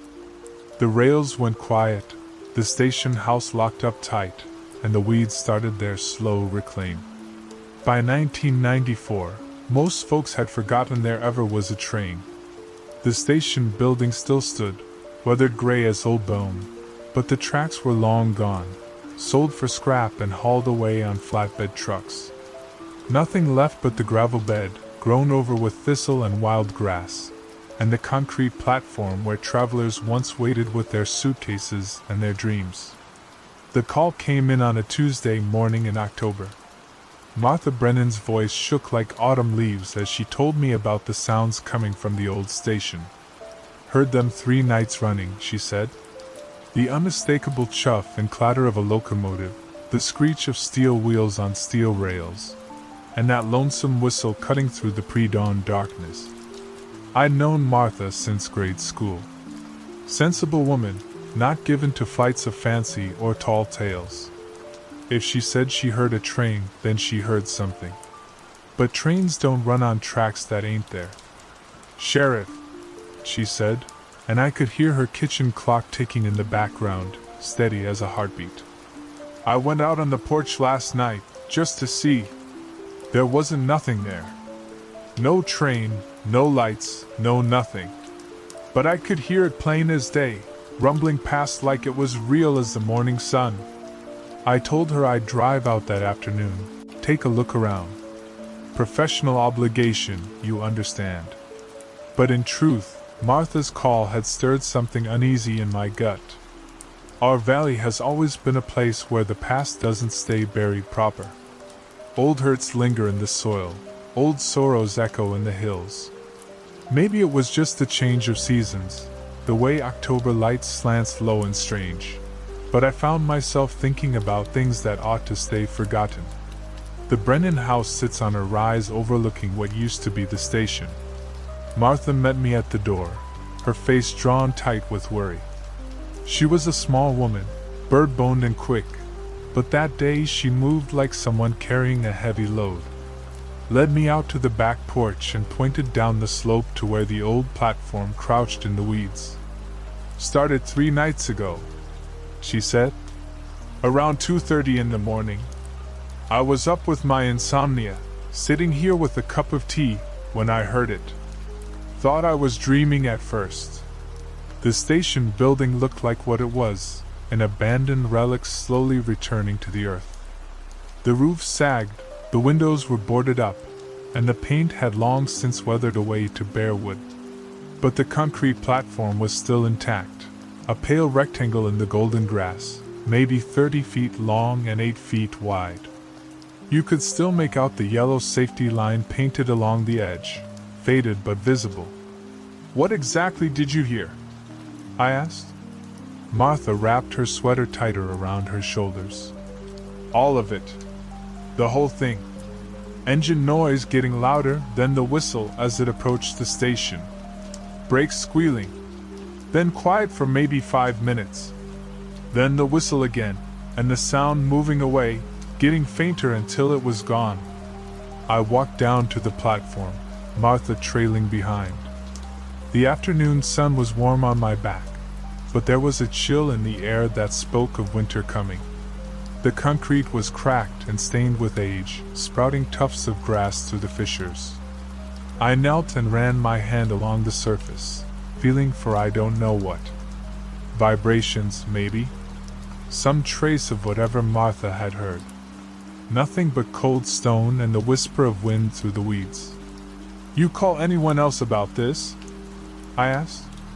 Martha shook her head. "Who would I call? My daughter in Portland?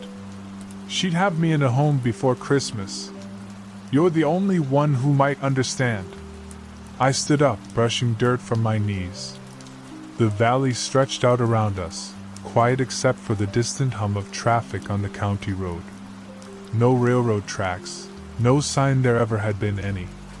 Just an empty field and the ghosts of what used to be. "I'll keep an ear out," I told her. "Maybe drive by tonight, see if I hear anything." Martha nodded, but I could see she wasn't satisfied. Couldn't blame her. If I was hearing phantom trains in the middle of the night, I'd want more than a promise to listen. That evening, I parked my cruiser on the old access road about a quarter mile from the station. Rolled the windows down and settled in to wait. The dashboard clock glowed green in the darkness. 11:47 p.m. Cool night air carried the scent of dying leaves and distant wood smoke. Every now and then, a semi would rumble past on the highway, but otherwise the world was still. I must have dozed off, because I woke to the sound of my radio crackling. Static and the night dispatcher's voice, tinny and far away. I fumbled for the handset, thinking it was a call, but the radio had just picked up some atmospheric interference. These things happen on quiet nights, signals bouncing off the ionosphere and landing in unexpected places. The clock read 2:23 a.m. That's when I heard it. At first, just a distant rumble, like thunder rolling across the valley. But thunder doesn't have rhythm, doesn't build and fade in steady patterns. This was mechanical, purposeful. The chuff chuff chuff of a steam engine working its way up a grade. I sat forward, suddenly wide awake. The sound was coming from the direction of the old station, clear as anything. As I listened, it grew louder, accompanied by the squeal and clatter of wheels on rails. My scalp prickled. I'd grown up hearing trains, knew the sound intimately, and this was perfect. Too perfect. Then came the whistle, long, mournful, echoing off the hills.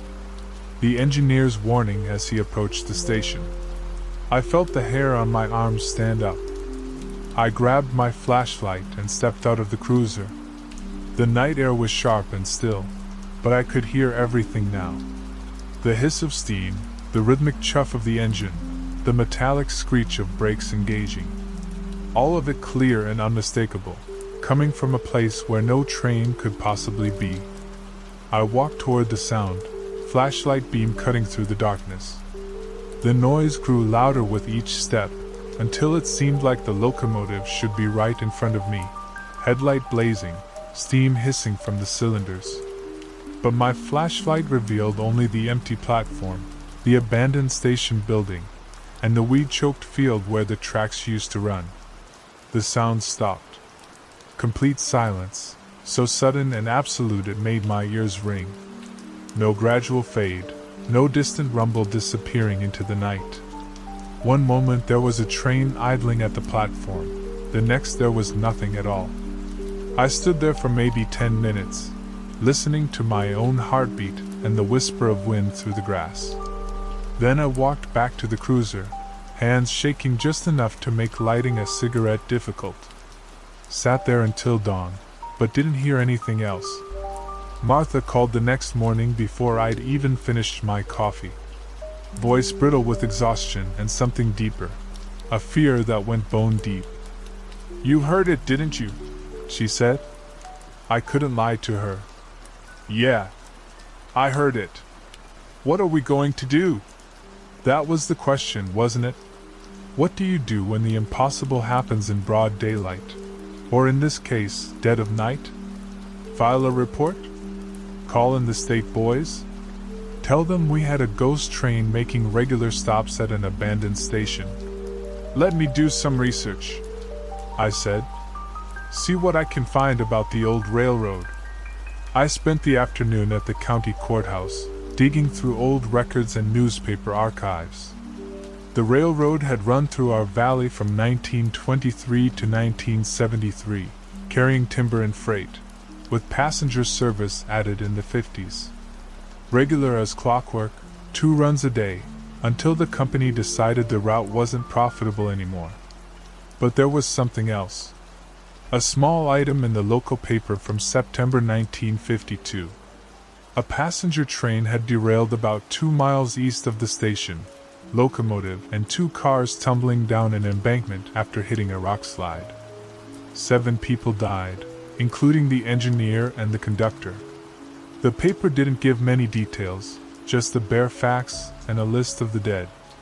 I made copies of everything and drove back to Martha's place.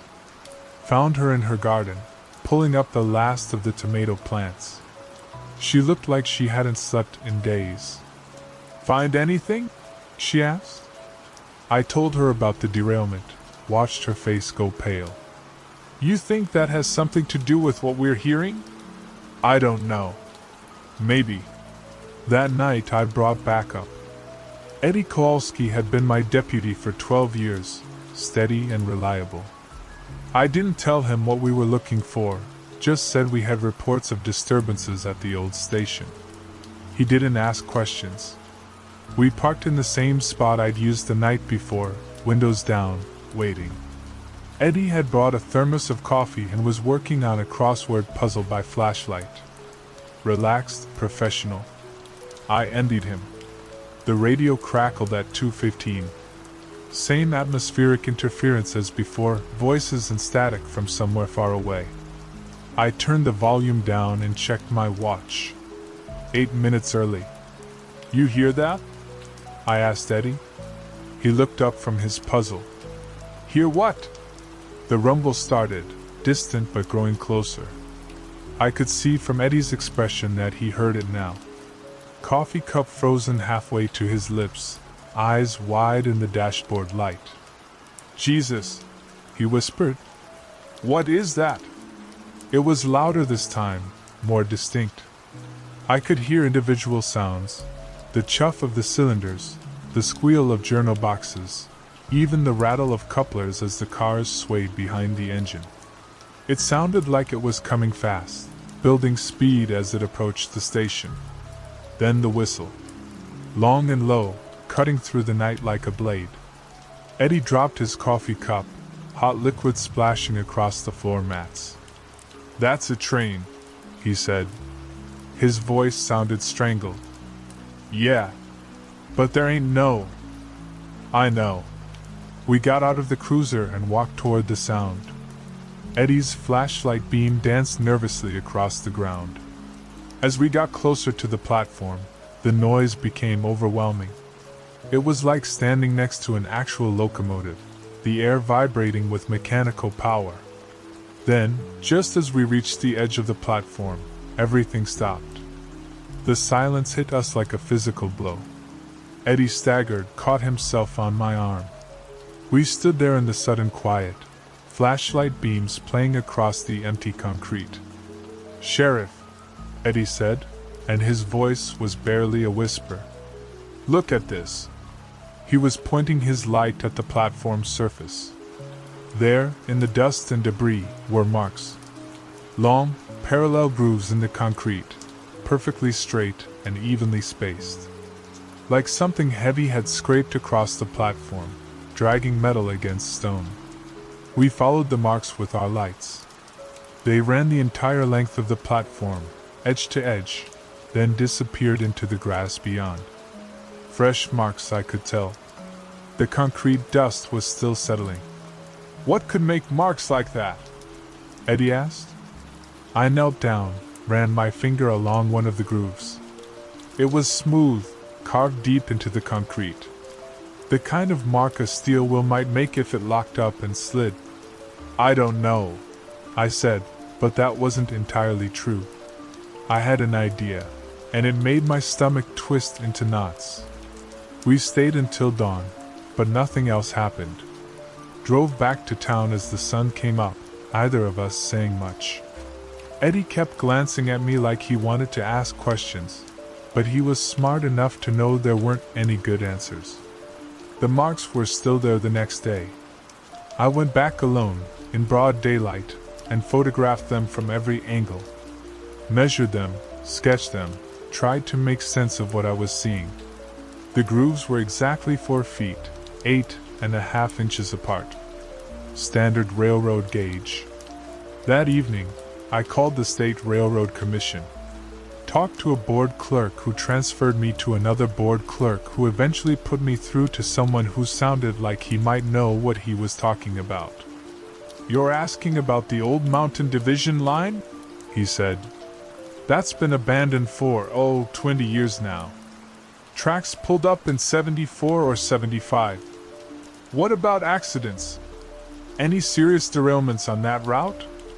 Papers rustling on the other end of the line. Let me see. Yeah, there was one. September 1952.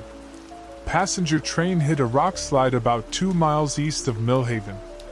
7 fatalities. Why do you ask? I didn't have a good answer for that, so I thanked him and hung up. The third night, I went alone. Martha had called that afternoon, voice shaking with exhaustion. She hadn't slept in 4 days, she said. The train was getting louder, lasting longer. Last night she'd heard voices. Passengers talking, calling out to each other. But when she looked out her window, there was nothing but empty darkness. I parked closer this time, right at the edge of the old access road. If something was happening at that platform, I wanted to see it. The night was clear and cold, stars sharp as pinpricks in the black sky. No moon. At 2:18, the radio crackled. But this time, instead of static, I heard something else. Voices, faint but distinct. A man asking about departure times. A woman calling for her children. The tinny sound of a loudspeaker making announcements in words I couldn't quite make out. Then the rumble started. It was different this time. Not just the sound of an approaching locomotive, but the full symphony of a working train station. Footsteps on concrete, the scrape of luggage, doors slamming, steam hissing. As if the platform was suddenly full of passengers waiting for their train. I got out of the cruiser and walked toward the sound. The voices grew clearer as I approached. A child crying.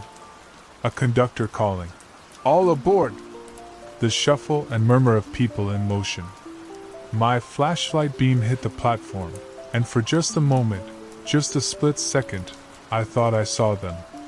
Shadows moving across the concrete, dark shapes that might have been people with suitcases, waiting in the pre-dawn cold. But when I blinked, there was nothing. The train whistle sounded, loud enough to make me cover my ears. Then came the mechanical thunder of the locomotive pulling into the station. Brakes squealing, steam venting, the heavy clank of couplers taking up slack. All of it happening on tracks that didn't exist, at a station that had been abandoned for decades. But the marks on the platform were real.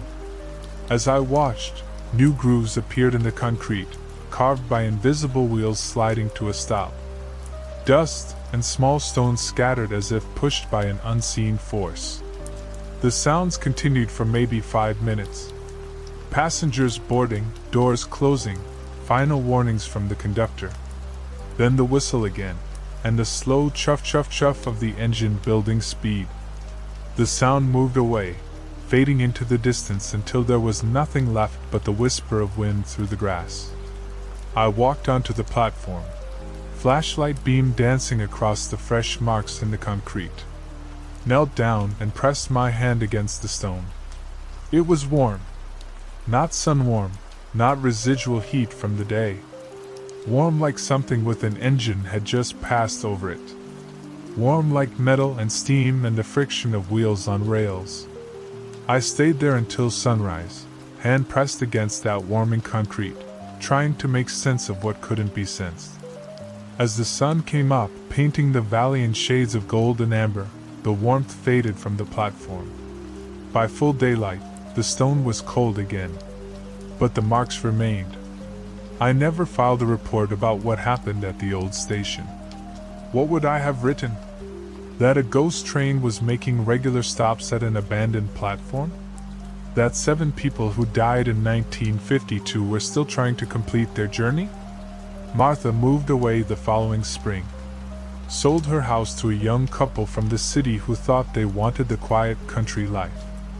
They lasted 8 months. The husband called me one morning, voice tight with something between anger and fear, asking about train noise at night. I told him I didn't know what he was talking about. They moved back to the city that winter. The house has been empty ever since. Nobody stays long enough to get comfortable. The real estate agent stopped showing it after the 3rd family complained about strange sounds and impossible disturbances. Now it just sits there on its hill, looking down at the old station platform like a sentry keeping watch. I still drive out there sometimes, usually on the anniversary of the derailment in September. Park in the same spot and wait. The train still comes, regular as clockwork, though it seems to be getting fainter year by year. The voices aren't as clear, the mechanical sounds not quite as sharp. Like it's wearing thin somehow, the memory of it's slowly fading. but it's still there. Still making its scheduled stop at a station that doesn't exist, carrying passengers who died before I was born. Last month, the county announced plans to build a new housing development on the old railroad right-of-way. 150 homes, they said. Shopping center, elementary school, the works. Groundbreaking is scheduled for next spring. I wonder what those new residents will make of the sounds in the night. The whistle cutting through their dreams, the voices calling out in languages they don't understand.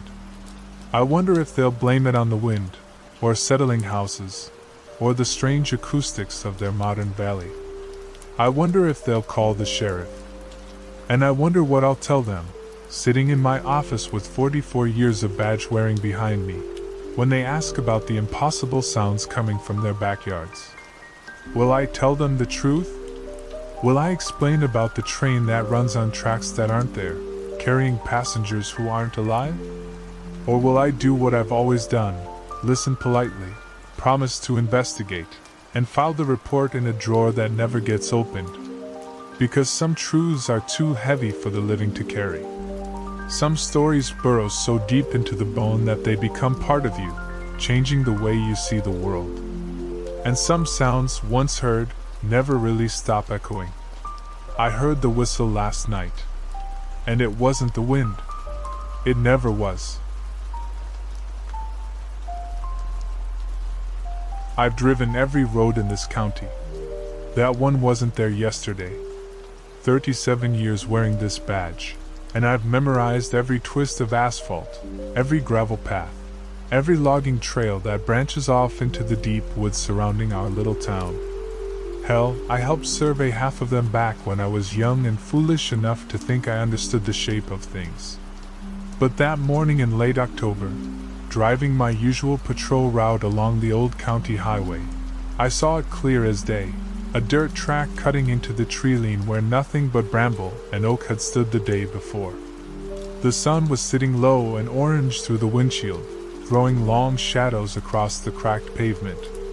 October mornings have their own smell here in the mountains, wood smoke and dying leaves, that crisp bite of winter coming down from the peaks. I'd been breathing that same air for 63 years, and it still caught me sometimes, reminded me why folks stay in places like this even when the sensible thing would be to pack up and find somewhere with better cell service and more than one grocery store.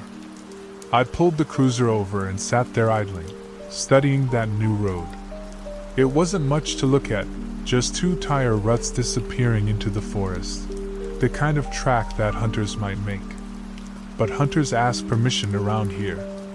They know which land belongs to who, and more importantly, they know which patches of woods you don't go wandering into after dark. This particular stretch had always been thick and impenetrable, the kind of undergrowth that would tear your clothes and make you bleed just for the privilege of getting lost. The radio crackled with dispatch calling about a fender bender over in Millfield, but I ignored it.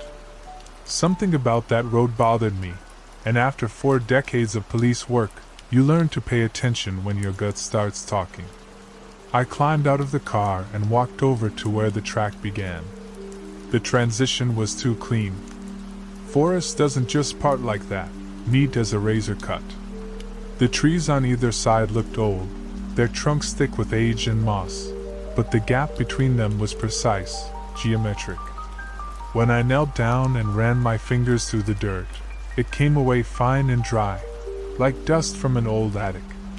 The tire tracks were clear and recent, but there was something off about them too uniform, too perfect, as if someone had pressed them into the earth with a cookie cutter.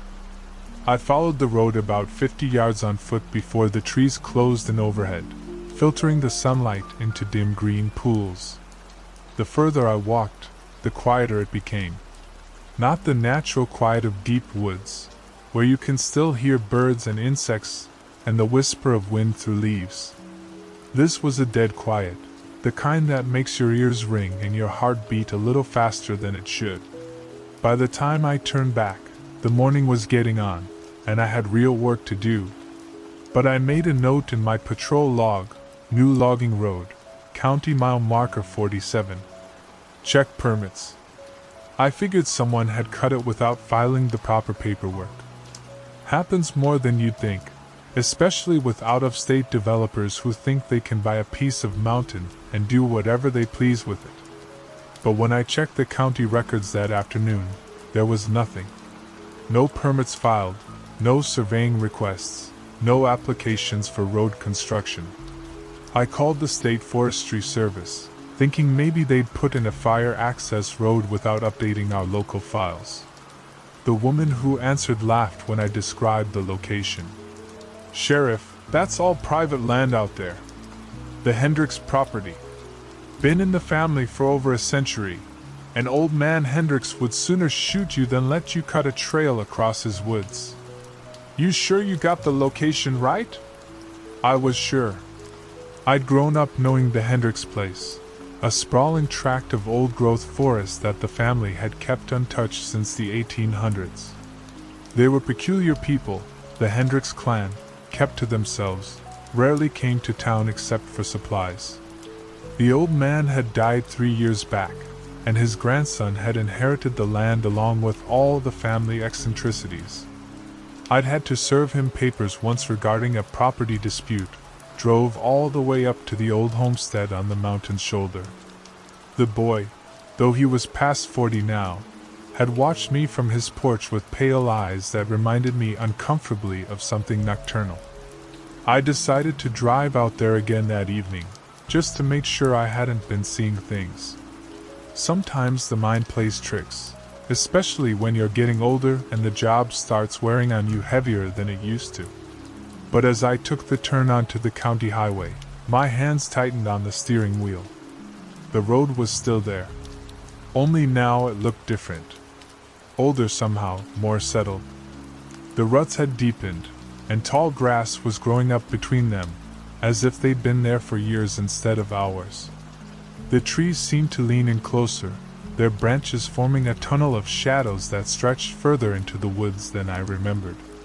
I parked the cruiser and grabbed my flashlight, though there was still enough daylight to see clearly.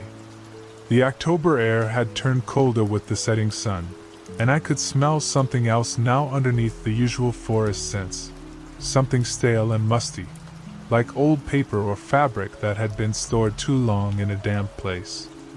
This time I walked deeper into the woods, following the mysterious road as it curved and dipped through the trees. Every 100 yards or so, I'd stop and listen, but the silence remained absolute. No owls, no rustling leaves, not even the distant hum of traffic from the highway. Just the sound of my own breathing and the soft crunch of dirt under my boots. After about a quarter mile, the road opened into a small clearing. In the center stood a single structure, a wooden sign, weathered and gray with age. I approached it slowly, playing my flashlight beam across the faded letters carved deep into the wood. Belmont Road EST 1923. The name meant nothing to me, and I thought I knew every road name in the county. But what made my skin crawl was the date. 1923. If this road had been here for nearly a century, why hadn't I ever seen it before? Why wasn't it on any map?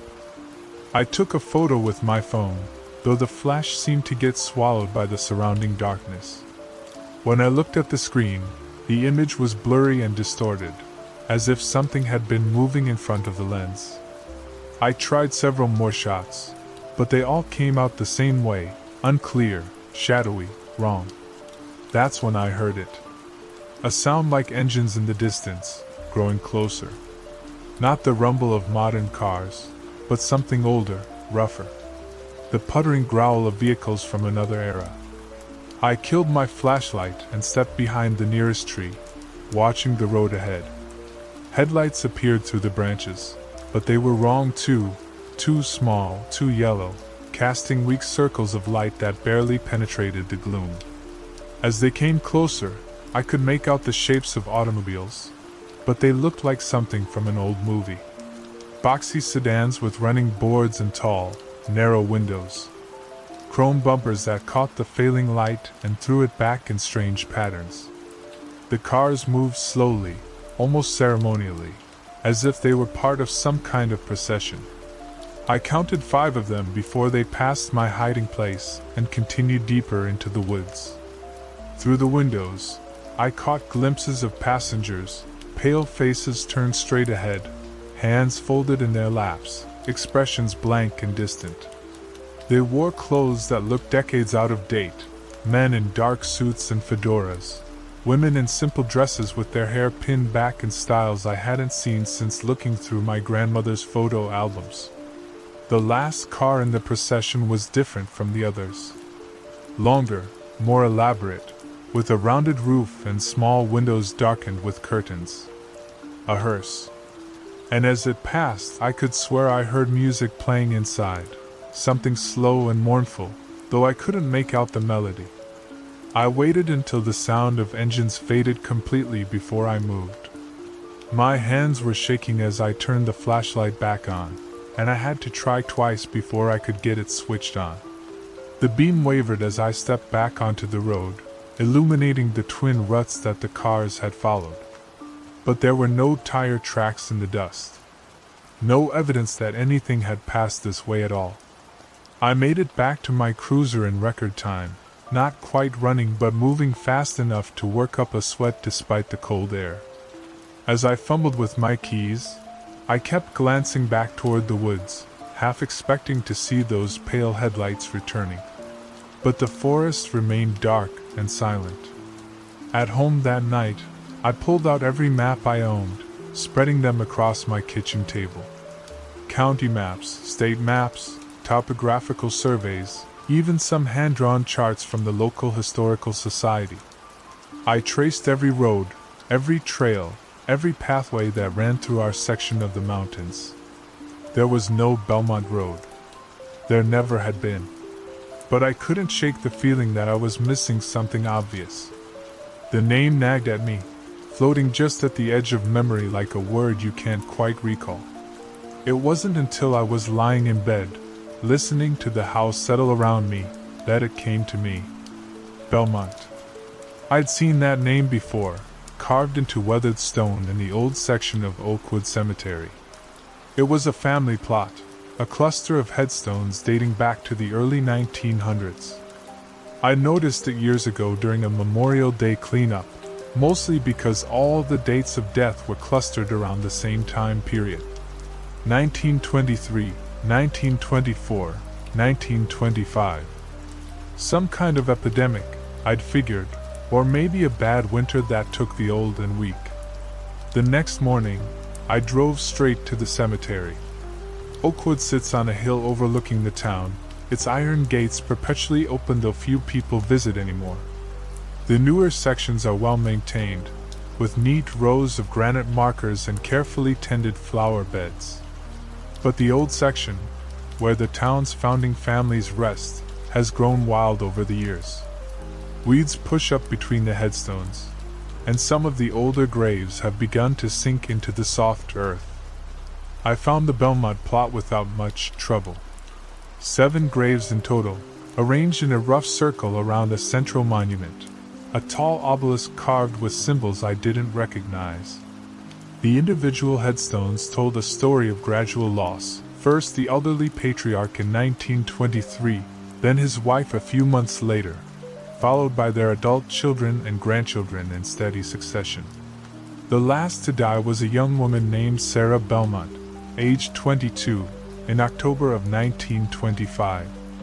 But it was the inscription on her headstone that made my blood run cold. She waits where the road ends. I spent the rest of that day in the library, digging through old newspapers and town records. What I found didn't make me feel any better. The Belmont family had owned a large tract of land on the outskirts of town, including the section where I'd seen the mysterious road. They'd been prosperous folks, owned the sawmill and employed half the town at one time or another. But in 1923, something had gone wrong.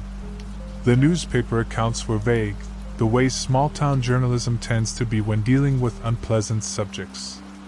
There had been some kind of accident at the mill, followed by a series of unexplained deaths.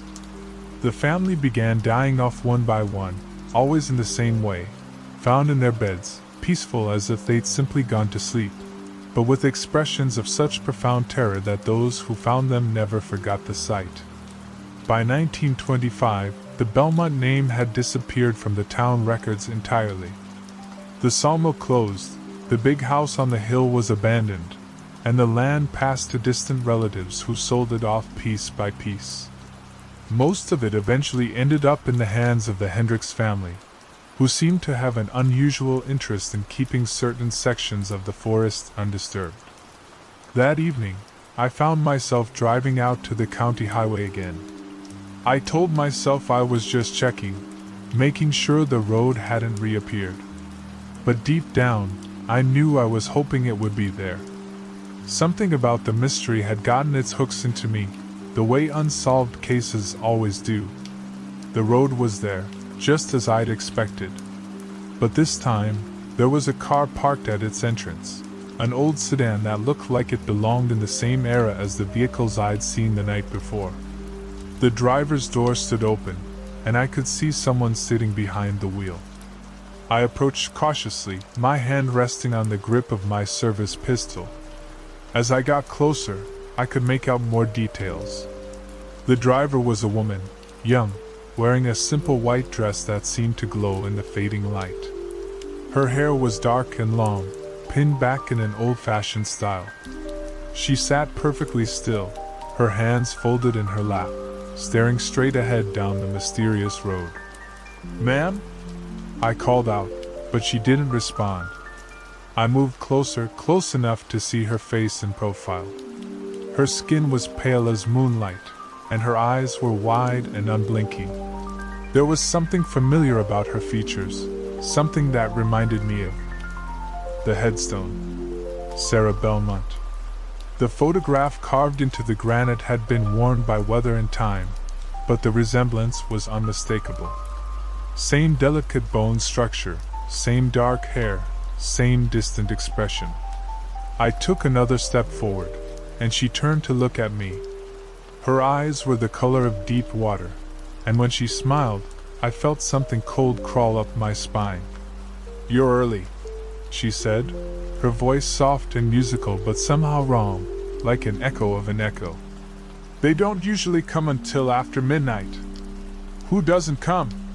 I managed to ask, though my mouth had gone dry as dust. She gestured toward the road with one pale hand. "The ones who remember.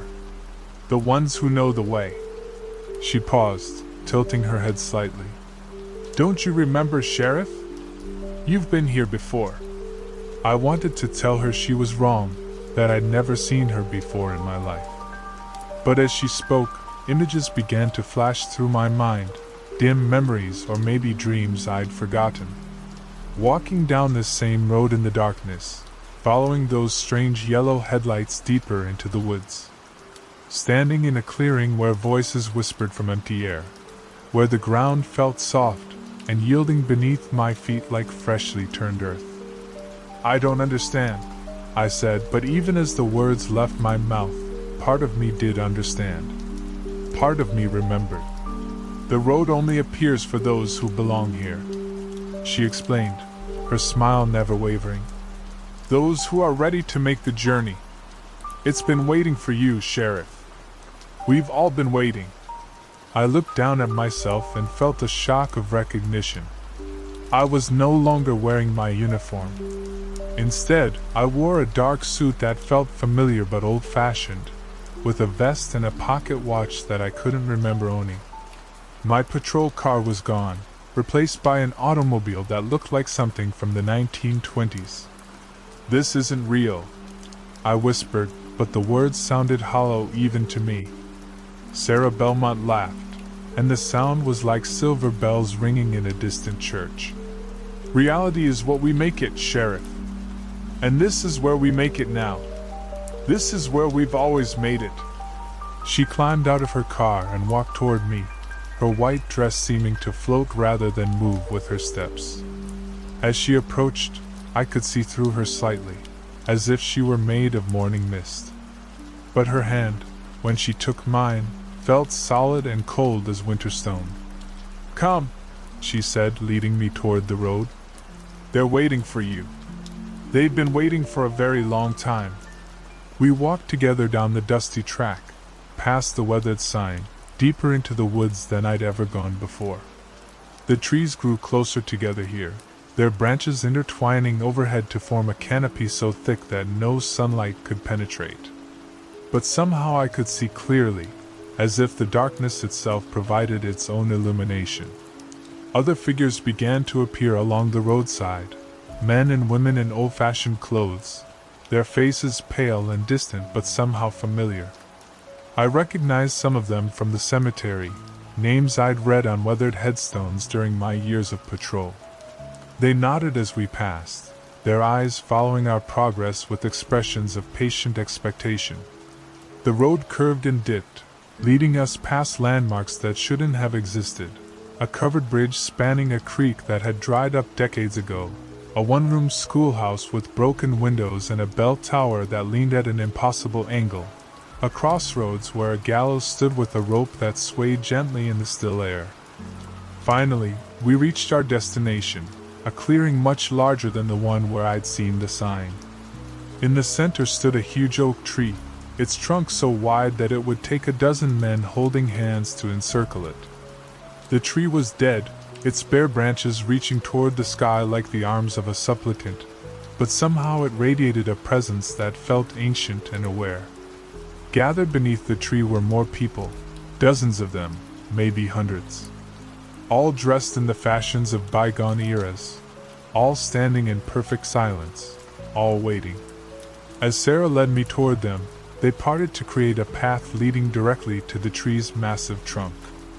"This is where it ends," she said, her voice barely above a whisper. "This is where we all come eventually. The road always leads here, Sheriff. It just takes some of us longer to find our way." I looked up at the dead oak, at its gnarled branches silhouetted against the sky that held no stars. Something was carved into its bark, symbols and words and languages I didn't recognize, but somehow understood. They told a story of loss and waiting, of souls caught between worlds, of a place where time folded in on itself like a paper crane. "I'm not dead," I said, but the words felt strange in my mouth. Sarah's smile was infinitely sad. "Neither are we, Sheriff.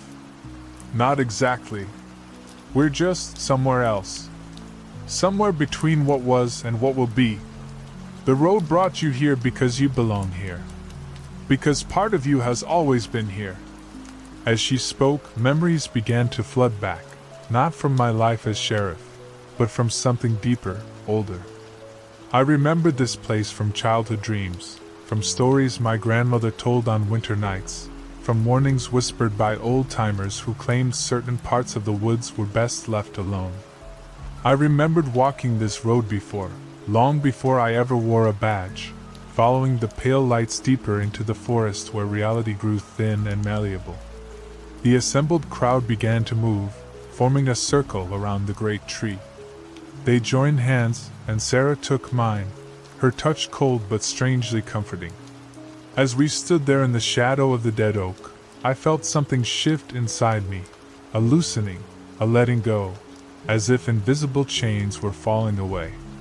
"It's time," Sarah whispered, and the others began to sing. The melody was hauntingly beautiful, rising and falling like the wind through autumn leaves. I didn't know the words, but somehow my voice joined theirs, adding to the harmony that seemed to resonate not just in the air but in the very ground beneath our feet. The dead tree began to sway, its branches rustling though there was no wind, and I could feel something stirring in its roots, in the dark earth where secrets lay buried. The song reached a crescendo, and suddenly the clearing was filled with light, not the harsh glare of electric bulbs, but something softer, warmer, like candlelight or fireflies or the first rays of dawn breaking through a long night. In that light, I saw the truth of what we were, what we had always been. Souls caught between worlds, tethered to this place by bonds older than memory, older than time itself. And in that moment of revelation, I understood why the road only appeared at night, why it seemed to shift and change, why it led only those who were ready to make the final journey. It wasn't really a road at all. It was an invitation, a calling, a way home for those who had been wandering too long in the spaces between life and death. The light faded gradually, and I found myself standing alone in the clearing. The others were gone, Sarah, the assembled crowd, even the great dead oak. In its place stood a simple wooden cross, weathered and gray with age. At its base, a single headstone bore a name I recognized, my own. I looked down at my hands and saw that they were translucent now, fading like morning mist. The dark suit was gone, replaced by my familiar sheriff's uniform, but it too was beginning to fade. I understood then that my time was ending, that the road had finally led me where I needed to go. But there was one last thing I needed to do. The next morning, they found Sheriff's cruiser parked beside the county highway, empty except for a handwritten note left on the dashboard. The note described everything I've just told you: the mysterious road, the pale figures, the clearing where time stood still. The note ended with a warning: stay away from the woods after dark, especially on nights when the moon is dark and the air smells of old paper and forgotten dreams. They searched for me for weeks, but never found so much as a footprint in the forest. The road I described was nowhere to be found, though some of the search party reported feeling watched as they combed through the trees. One volunteer, a young deputy fresh out of the academy, claimed he saw lights moving through the woods one night, pale yellow circles that seemed to beckon him deeper into the darkness. But when the sun rose, there was nothing there but brambles and oak trees, just as there had always been. They declared me missing, presumed dead. My house was sold, my belongings distributed to distant relatives who barely remembered my name. The town moved on, as small towns do, filing my disappearance away with all the other minor mysteries that accumulate over the decades. But sometimes, on certain October nights when the air grows cold and the shadows stretch long across the county highway, drivers report seeing something that shouldn't be there. A dirt road cutting into the treeline where nothing but forest should stand. Most people drive past without stopping, dismissing it as a trick of the light or a shadow cast by the setting sun. But a few, those who carry the right kind of darkness in their hearts, those who understand that some mysteries are invitations rather than warnings, these few will pull over and walk into the woods. They follow the dusty track as it winds deeper into the forest, past weathered signs and impossible landmarks, until they reach the clearing where I wait with Sarah and all the others who found their way home. The road is patient. It appears when it's needed, for those who are ready to make the journey. And it's always been here, really, you just have to know how to look for it. Some nights, when the moon is dark and the county highway stretches empty and quiet toward the mountains, it's there waiting. All you have to do is follow it to the end. Just remember, once you start walking down that road, there's only one destination. And once you arrive, you never leave. But then again, by the time you get there, you won't want to.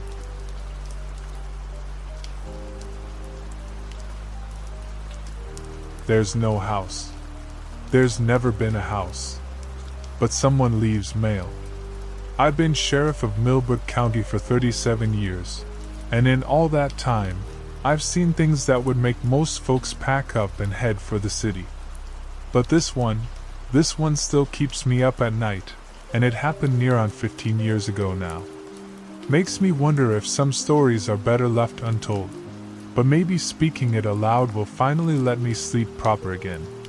The mailbox sits about 2 miles west of town, just past where Elm Creek makes that sharp bend toward the old Hendricks property. If you didn't know to look for it, you'd drive right past, just another piece of rural decay in a county full of forgotten corners. But once you've seen it, really seen it, it stays with you like a splinter under the skin. It's an old Craftsman model, probably from the 50s, painted red once upon a time but now more rust than metal. The kind you see leaning against barns and tucked into overgrown yards all across farm country. Nothing special about it, except for two things: the flag's always up, and it's sitting in the middle of a clearing where no house has ever stood.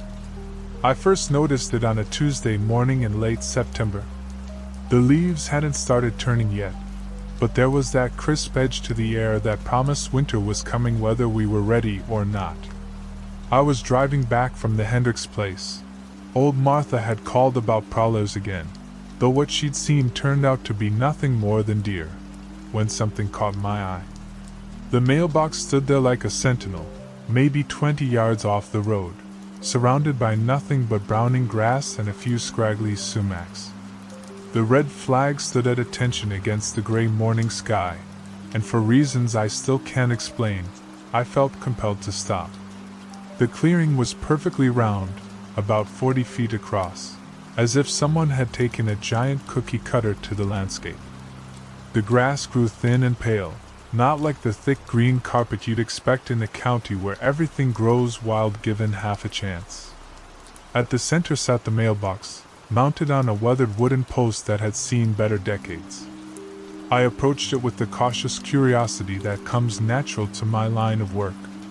The metal was cold under my fingers, colder than the morning air warranted.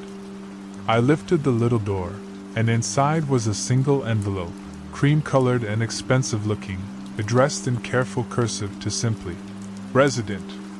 No house number. No street name. Just, "Resident," and nothing more. I looked around the clearing again, searching for any sign that a structure had once stood there. Foundation stones, a chimney, even the slight depression in the earth that marks where buildings used to be. But there was nothing. The ground was level and undisturbed, as if it had been empty since the glaciers retreated. The logical part of my brain, the part that writes reports and testifies in court, told me someone was playing a prank. Kids from town, maybe, or someone with too much time and too little sense. I pocketed the letter and made a mental note to check the property records when I got back to the office. But as I walked back to my cruiser, I could feel the mailbox watching me. I know how that sounds, but 37 years of police work teaches you to trust your instincts, even when they don't make sense. I glanced back once before I reached the road, and could have sworn the flag had moved, just slightly, like it was waving goodbye. Back at the station, I pulled up the county records on my computer. The clearing sat on a piece of land that had changed hands more times than seemed reasonable for such a small plot. First recorded owner was a man named Jeremiah Thorne, who'd purchased it in 1923. He'd sold it 2 years later to the county, which had immediately sold it to a family called the Washingtons. They'd owned it for less than a year before selling it back to the county again. The pattern repeated itself through the decades. Families would buy the land, hold it for a year or two at most, then sell it back to the county at a loss. Nobody ever built anything on it. Nobody ever filed permits or drew up building plans. They'd just buy it and then, seemingly, change their minds. The most recent owner was listed as Helen Moser, who'd purchased the plot 3 months ago. I knew Helen. She ran the flower shop on Main Street and had lived in Millbrook her whole life. Nice lady, sensible. Not the type to buy random patches of empty land for no reason. I drove to her shop that afternoon. The bell above the door chimed a cheerful welcome as I stepped inside, and Helen looked up from arranging a display of fall mums with a smile that faltered when she saw my expression. "Sheriff? Is everything all right? I'm hoping you can help me with something, Helen. That plot of land you bought out on Elm Creek Road, the one with the clearing?" Her face went pale, and she set down the flowers with hands that shook just slightly. "I don't know what you mean. County records show you as the current owner." She was quiet for a long moment, fussing with the mums without really seeing them. When she finally spoke, her voice was barely above a whisper. "I dream about it sometimes. Have for years. In the dream, There's a house there, white clapboard with blue shutters and a wraparound porch. There's a garden, too, with roses and lavender and all the flowers I've ever loved. In the dream, it's mine, and I'm happy there." She looked up at me with eyes that held too much knowledge for comfort. "So when the land came available, I bought it. Thought maybe I could make the dream real, you know? Build the house I kept seeing. But when I went out there," she shuddered, "it felt wrong. Like the ground itself was sick. I couldn't even stay long enough to pace off where the house would go." "What about the mailbox?" "What mailbox?" The way she said it, with genuine confusion, sent a chill down my spine. "There's a mailbox in the center of the clearing, Helen. Old red one with the flag up." She stared at me for a long moment, then shook her head slowly. "Sheriff, I've been out there a dozen times since I bought the land. There's nothing there but grass and weeds." That night, I drove back to the clearing with a heavy-duty flashlight and a growing sense of unease. The mailbox stood exactly where I'd left it, flag still raised against the star-filled sky.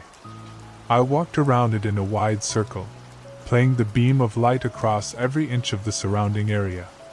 There were no footprints in the soft earth except my own from that morning. No tire tracks leading to the clearing.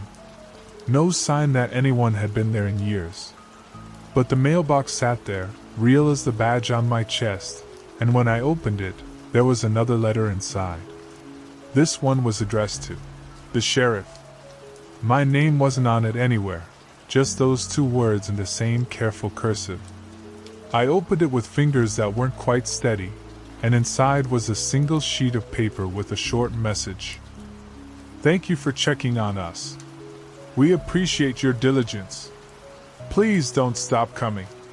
I read it 3 times by flashlight before folding it carefully and putting it in my pocket next to the first letter. The logical part of my brain was working overtime, trying to construct explanations that made sense. Someone was watching me, had to be. Someone with a twisted sense of humor and too much time on their hands. But the rest of me, the part that had learned to listen to the whispers that lived in the spaces between logic and reality, knew I was dealing with something else entirely. I started checking the mailbox every few days after that. Told myself it was part of my regular patrol route, just keeping an eye on things. But the truth was, I couldn't stay away. Each time, there was a new letter waiting, always addressed to either resident or the sheriff. The messages were simple, domestic. "The weather has been lovely. Thank you for asking. Please water the garden while we're away. The cat got out again. If you see her, please bring her home." Never any signature. Never any return address. Just those polite, mundane messages that suggested a life being lived in a place where no life existed. I started keeping a log, documenting each visit and what I found. Call it professional habit or call it the need to maintain some grip on reality. Either way, I needed the routine of writing it all down. The letters came regularly, every few days, as if someone was maintaining a normal correspondence with the world. Helen Moser sold the land back to the county after 6 weeks. She never said why, and I never asked. Some questions are better left unspoken in a place like Millbrook County, where the spaces between houses hold too many secrets, and the old families know things they don't talk about in daylight. The new owner was a developer from the city, some hotshot who'd bought up half the county planning to build vacation homes for folks wanting to escape urban life. He lasted 2 months before selling it back at a significant loss. After him came a retired couple from Minneapolis, then a young family looking for cheap land to build their dream home. They all followed the same pattern: buy the land with big plans, visit once or twice, then sell it back as quickly as possible. When I asked them about it, casual-like, as if I was just making conversation, they'd get that same look Helen had worn. Confused and unsettled, like they were trying to remember a dream that had turned into a nightmare. None of them mentioned seeing the mailbox. I began to understand that whatever was happening in that clearing, I was the only one who could see it. The realization should have been comforting. Maybe I was just losing my mind, which was at least an explanation that made sense. But it wasn't comforting at all. It was terrifying in a way that made my bones ache and my sleep restless. The letters kept coming, and they started getting more personal. "Thank you for visiting so regularly. It gets lonely out here. We saw you talking to Helen at the flower shop. She has good taste in roses. Your wife makes beautiful quilts. The blue one in your front window is especially lovely." That last one made my blood run cold. Martha had just finished that quilt the week before, and it was indeed hanging in our front window. But our house was 5 miles from the clearing, and there was no way anyone standing by that mailbox could see it. No way anyone could see anything but empty fields and distant tree lines. I started varying my routine, visiting at different times of day and taking different routes. But it didn't matter. Whoever was leaving the letters always seemed to know exactly when I'd been there and what I'd been doing. They knew about the church potluck Martha organized, about my grandson's baseball games, about the new deputy I'd hired from the next county over. They knew things about Millbrook that even I didn't know, despite having lived here all my life. The original church bell is buried behind the cemetery. It cracked during the fire of 1887. There are 17 houses in town that have never sold to anyone outside the founding families. The Hendricks property sits on the old Shawnee burial ground, but the county records were altered to hide this fact. I looked into these claims, partly out of professional curiosity, and partly out of a desperate need to prove my mysterious correspondent wrong. But every single detail checked out. The church records mentioned a bell that had been damaged in a fire and quietly replaced. The property deeds, when I dug deep enough, showed that certain houses had indeed never left the control of Millbrook's oldest families. And in the basement of the county courthouse, in a file that shouldn't have existed, I found the original survey maps that clearly marked sacred ground where the Hendricks farm now stood. Whoever was leaving these letters knew the secret history of Millbrook County better than anyone had a right to know. They knew things that had been deliberately forgotten, buried under decades of careful silence and willful ignorance. The worst part was that I started looking forward to the letters. They broke the monotony of small-town police work, and I found myself genuinely curious about what revelation would be waiting for me next. It felt like having a conversation with the town itself, as if the collective memory of Millbrook had somehow taken physical form and chosen me as its confidant. But conversations, I was learning, go both ways. One morning in late October, I found a letter that was different from the others. Instead of the usual cream-colored envelope, this one was made of rough, yellowed paper that looked handmade. The message inside was longer than usual.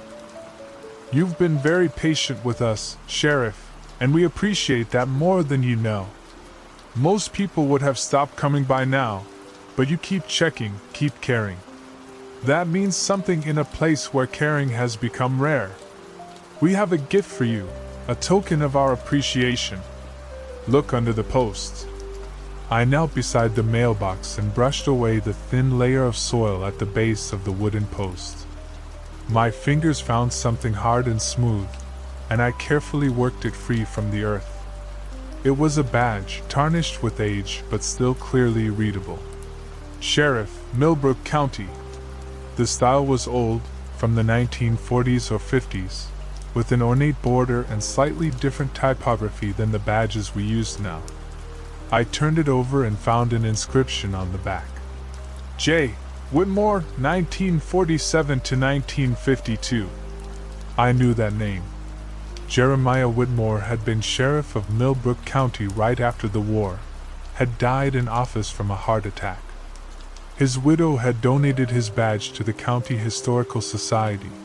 where it had been displayed in a glass case for decades until the society folded and their artifacts were scattered to collectors and distant relatives. But here it was, buried under a mailbox that stood in a clearing where no building had ever existed, left as a gift by someone who couldn't possibly have known I'd find it meaningful. I took the badge home and spent the evening researching Sheriff Whitmore. He'd been well regarded, from what I could find in the old newspaper archives. Honest, dedicated, the kind of lawman small towns depended on. He'd handled the usual small-town crimes, domestic disputes, petty theft, the occasional drunk and disorderly, but there was one case that stood out. In the spring of 1952, just a few months before his death, Whitmore had investigated reports of trespassing on what the newspaper described as vacant county land west of town. According to the brief article, several residents had complained about unauthorized mail delivery to a non-existent address. The investigation had been closed without resolution when Sheriff Whitmore suffered his fatal heart attack. The location described in the article matched the clearing exactly. I sat in my study that night, holding Whitmore's badge and staring at copies of 70-year-old newspaper clippings, trying to make sense of what I was seeing. Had Jeremiah Whitmore stood in that same clearing, opened that same mailbox, read letters from the same mysterious correspondent? Had he felt the same creeping certainty that he was communicating with something that existed outside the normal boundaries of reality? The next morning, I returned to the clearing with questions I wasn't sure I was ready to have answered. The mailbox sat waiting, flag raised like a greeting, and inside was an envelope addressed simply to Sheriff Whitmore's successor. You found the badge. We hoped you would. Jeremiah was a good man, like you. He understood that some mysteries are meant to be guardians rather than puzzles to be solved. The people of Millbrook need protecting, even from truths they're not ready to accept. Especially from those truths. We've been here since the beginning, Sheriff. Since before the first houses were built and the first roads were laid. We remember when this was all forest and stream, when the only visitors were hunting parties and traveling tribes who knew enough to ask permission before they passed through. The town grew around us, but we remained. We watch. We remember. We keep the deeper secrets safe so that the people can sleep soundly in their beds and worry about ordinary things like mortgages and school board elections. But watching is lonely work, and remembering is a burden. Your visits have become the bright spots in our existence. The fact that you keep coming, keep caring, despite your fear and confusion, tells us that Millbrook is still in good hands. Thank you, Sheriff, for everything. I read the letter 3 times, there in the cold morning air, while the mailbox stood silent and patient beside me. For the first time since this all began, I had the sense that I was reaching the end of something rather than the beginning. I folded the letter carefully and put it in my pocket with all the others I'd collected over the months. Then I reached into the mailbox one more time, checking to see if there was anything else waiting for me. My fingers found one final envelope, smaller than the others, made of the same rough paper as the badge had been wrapped in. Inside was a single sentence in that familiar careful cursive. Will you keep our secret? I stood there in the clearing for a long time, thinking about Jeremiah Whitmore and all the sheriffs who might have come before him. Thinking about the weight of secrets and the loneliness of guardianship. Thinking about the difference between protecting people from danger and protecting them from truth. Finally, I took out my pen and wrote my answer on the back of the paper. Yes. I put it back in the mailbox and lowered the flag for the first time since I'd been visiting the clearing. Then I walked back to my cruiser and drove into town to start another day of ordinary police work in a place that was anything but ordinary. That was 3 months ago. I still drive past the clearing on my regular patrol route, but the mailbox is gone now.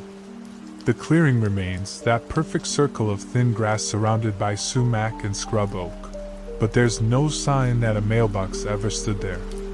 No post hole, no disturbance in the earth, nothing. Helen Moser has started having different dreams. She tells me they're about a bookstore now, cozy and warm, with a cat sleeping in the window and the smell of coffee always brewing in the back room. She's thinking about opening one downtown, in the empty storefront next to the pharmacy. The Hendricks property hasn't had any more prowler reports. Martha's quilts have been selling better than ever at the church craft fairs. My new deputy is settling in well, and the town seems more peaceful than it has in years. Sometimes, late at night when I can't sleep, I take out Jeremiah Whitmore's badge and hold it in my hands. I think about the letters I never showed to anyone, the secrets I carry now like stones in my pocket. I think about the watchers who remember what we've forgotten, and the guardians who keep us safe from truths we're not ready to face. And I understand now why Sheriff Whitmore's heart gave out when it did. Not from the stress of normal police work, but from the weight of knowing that some mysteries are bigger than the people they touch. Some secrets are too important to solve, and some stories are too dangerous to tell completely. But I'm telling this one anyway, because I'm getting old and the burden is getting heavy. Because maybe somewhere out there is another sheriff in another small town who's found something they can't explain and needs to know they're not alone.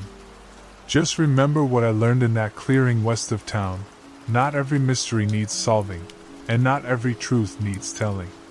Sometimes the kindest thing you can do is keep quiet and let people sleep soundly in their beds, dreaming of bookstores and flower gardens and all the normal, beautiful things that make life worth living. Even if you know there are other things watching over them in the dark. Even if you know those things have been there all along, patient and protective and utterly beyond human understanding. Even if you know they're still there, will always be there, keeping their vigil in the spaces between what is and what might be. The flag is down now, but the mail still gets delivered. Just not to us. They weren't cawing. They were speaking. That's what I told myself 37 years ago, standing in the middle of Elm Street at 3:17 in the afternoon on October 13th, listening to what had to be 100 blackbirds perched in old Moses Hartwell's oak tree. The tree that had been dead for 15 years, mind you. Dead as cemetery dirt, but still standing there like some monument to stubbornness, right in front of the Hartwell place that nobody had lived in since Moses took his shotgun to the cellar back in '72. I'd been sheriff of Millbrook for 11 years by then. 11 years of drunk and disorderlies, domestic disputes, the occasional break-in at Murphy's hardware store. Small-town problems for a small-town man.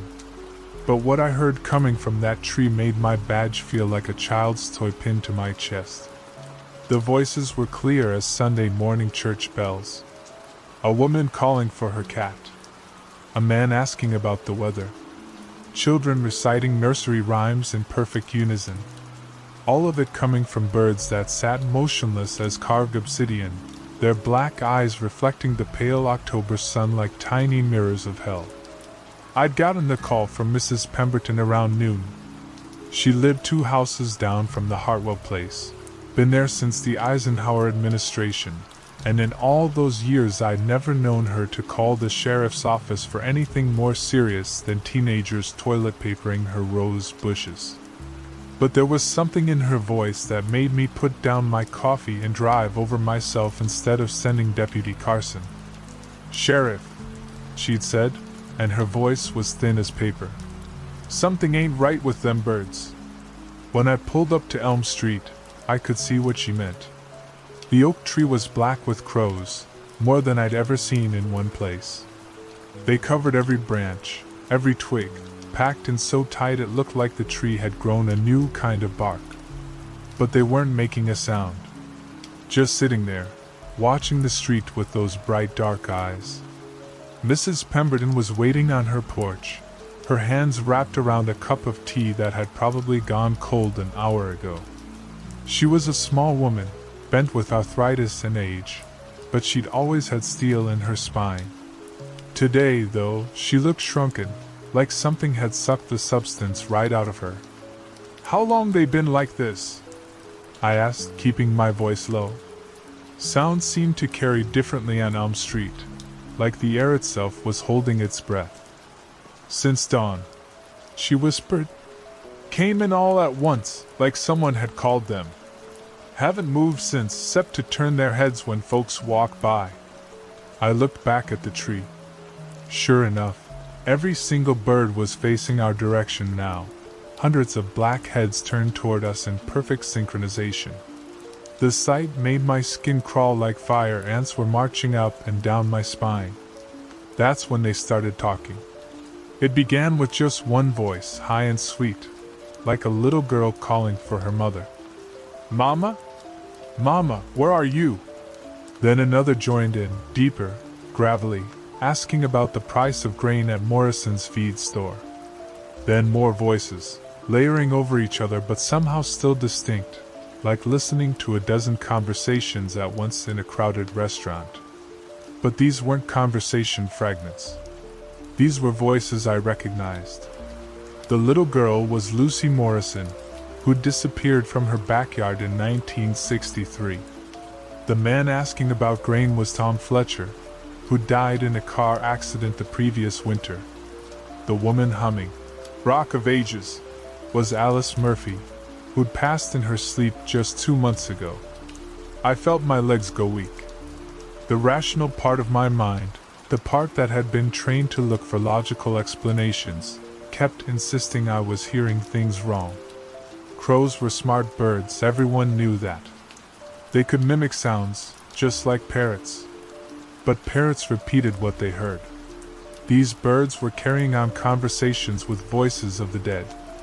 Mrs. Pemberton grabbed my arm with fingers that felt like bird claws themselves. "You hear them, don't you, Sheriff? You hear them too?" I nodded, not trusting my voice. The sound coming from that tree was getting louder, more complex.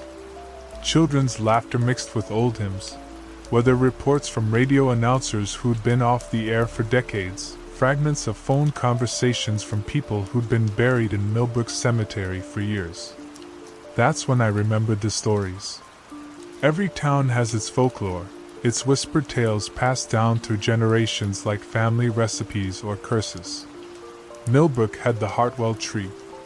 Old-timers used to say it was planted over a mass grave from the cholera outbreak of 1847, that Moses Hartwell's grandfather had buried 17 souls beneath its roots without proper ceremony or blessing. Said the tree grew strange after that, bore fruit that was always bitter, leaves that fell upward in certain winds. Most folks didn't believe those stories. Hell, I didn't believe them either, until I saw that tree die overnight in 1978. Went to sleep with a healthy oak full of green leaves. Woke up to find it stripped bare, gray as old bones. No disease, no storm, no reason that any botanist could give. Just death, sudden and complete. But the tree kept standing. Year after year, season after season, while other dead trees fell or were cut down, the Hartwell oak remained. And every October 13th, according to the stories, the crows would come. I had never paid attention before. October 13th was just another day in the life of a small-town sheriff. But standing there listening to voices of the dead pouring from the throats of birds, I understood that some stories were more than stories. The voices were getting clearer now, more insistent. I heard my own grandmother calling my name, asking me to bring her pills from the medicine cabinet. She'd been dead for 20 years. I heard Jimmy Kowalski, who drowned in Miller's Pond when we were both 12, asking if I wanted to come swimming. I heard my first deputy, Bill Hawkins, reading the Miranda rights to someone I couldn't see. Mrs. Pemberton's grip tightened on my arm. "They're talking to us, Sheriff. They're trying to tell us something." But I was beginning to think it was worse than that. They weren't trying to tell us something. They were trying to call us something. The voices had a quality I recognized from my years in law enforcement. The same tone people used when they were trying to convince you of something, to lead you somewhere you didn't want to go. I pulled out my radio, keeping my eyes on the tree. "Carson, you there?" The radio crackled with static. Then Deputy Carson's voice came through, tinny and distant. "Right here, Sheriff. Everything okay? I need you to look up something for me. Check our records for October 13th, going back as far as you can. Any missing persons, any incidents, anything at all. October 13th, that's today, Sheriff." "I know what day it is, son. Just check the records."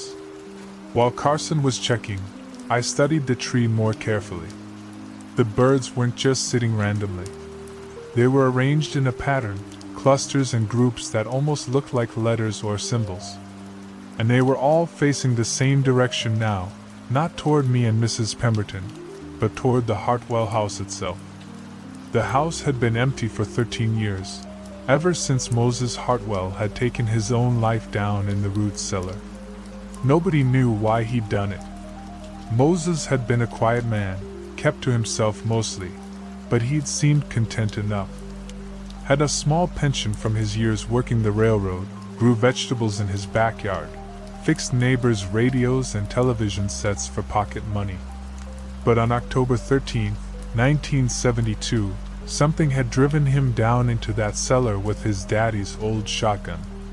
The investigating officer, that was Sheriff Morrison, my predecessor, had found Moses sitting in an old wooden chair, facing the corner where the foundation was oldest and deepest.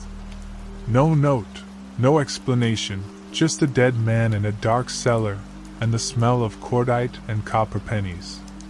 Carson's voice crackled through the radio again. "Sheriff, I found something.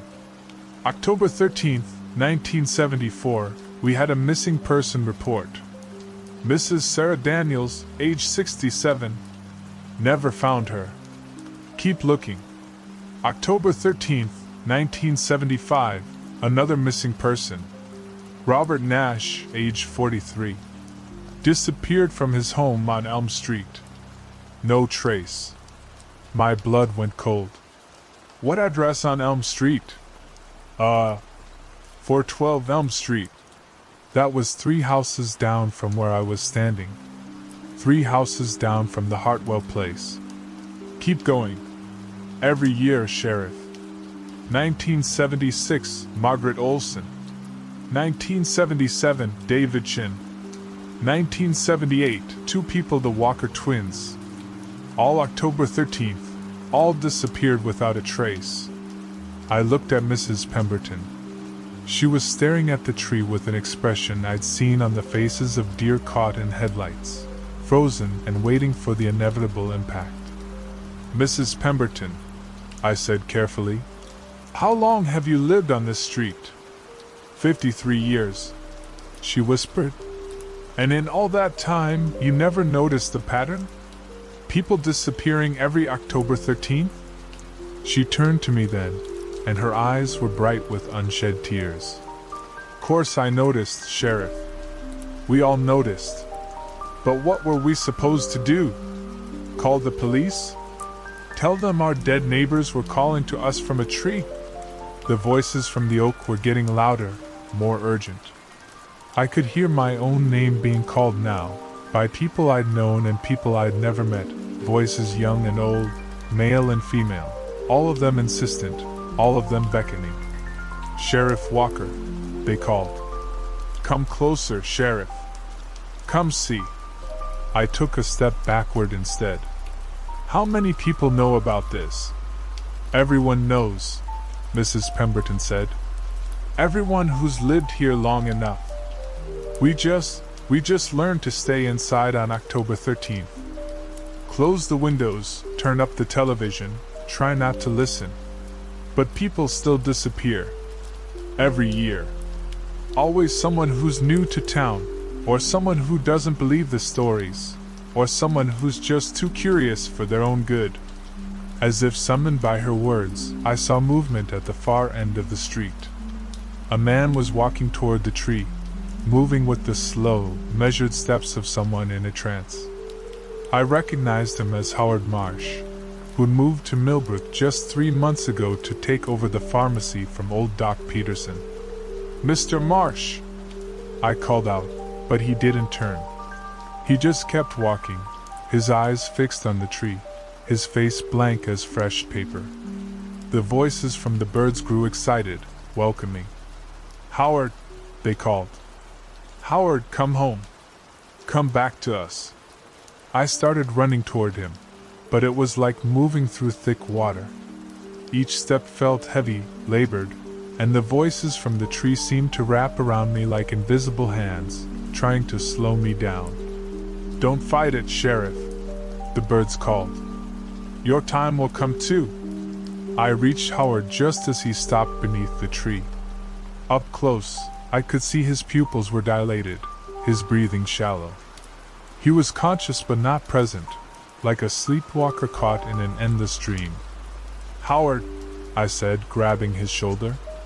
"Howard, look at me." He turned his head slowly, mechanically. When he spoke, his voice was flat, emotionless. "They're calling me home, Sheriff. They say it's time." The birds above us rustled their feathers, and the sound was like whispered applause. The voices grew louder still, and now I could hear new ones joining the chorus. Voices I didn't recognize, speaking in languages I couldn't understand, calling out in accents from different eras, different centuries. How long had this been going on? How many people had this tree claimed over the decades, the centuries since it was planted? I tried to pull Howard away, but he resisted with surprising strength. His eyes were fixed on something I couldn't see, something that existed in the space between the gnarled roots of the dead oak. "What do you see, Howard? What's down there?" "The door," he said simply. "They're holding the door open for me."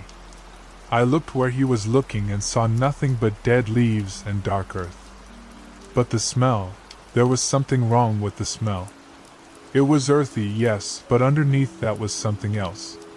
Something sweet and rotten, like flowers left too long in stagnant water. The voices from the tree changed then, becoming more urgent, more demanding. "Now, Howard. Come now." Howard took a step forward, toward the base of the tree, and I felt the ground beneath my feet shift slightly, as if something large was moving underneath. The smell grew stronger, and with it came a sound like distant music, like voices singing in harmony from somewhere far below the earth. That's when I understood.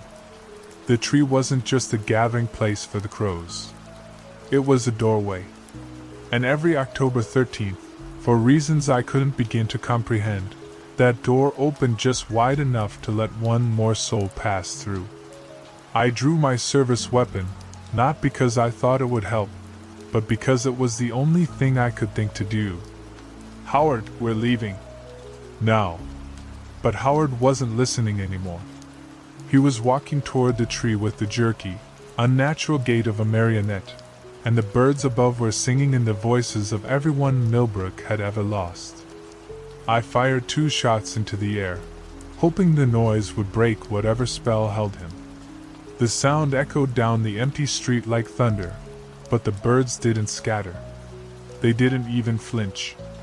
They just kept singing, kept calling, kept holding that invisible door open for Howard Marsh. He reached the base of the tree and knelt down, placing his hands flat against the dark earth. The ground beneath him began to sink, creating a depression that hadn't been there moments before.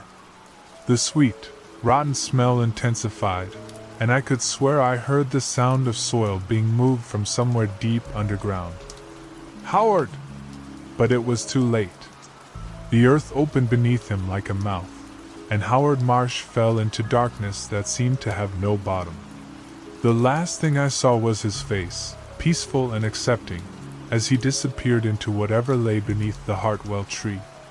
The hole closed immediately afterward, leaving nothing but smooth earth and the echo of bird song. The crows fell silent one by one until the only sound was the wind through the dead branches and the hammering of my own heart. I stood there for what felt like hours but was probably only minutes, staring at the spot where Howard had vanished. Then I walked back to Mrs. Pemberton, who was still standing on her porch, tears streaming down her weathered cheeks. "Does it happen every year?" I asked. "Exactly like that?" She nodded. "Every year since Moses planted that tree over his grandfather's mistake." "What mistake?" "The cholera graves weren't empty when he buried them folks, Sheriff. Some of them were still breathing." I felt sick. 17 people buried alive? 17 souls that never found their rest. And every October 13th, on the anniversary of their burial, they call for company. I looked back at the tree one more time.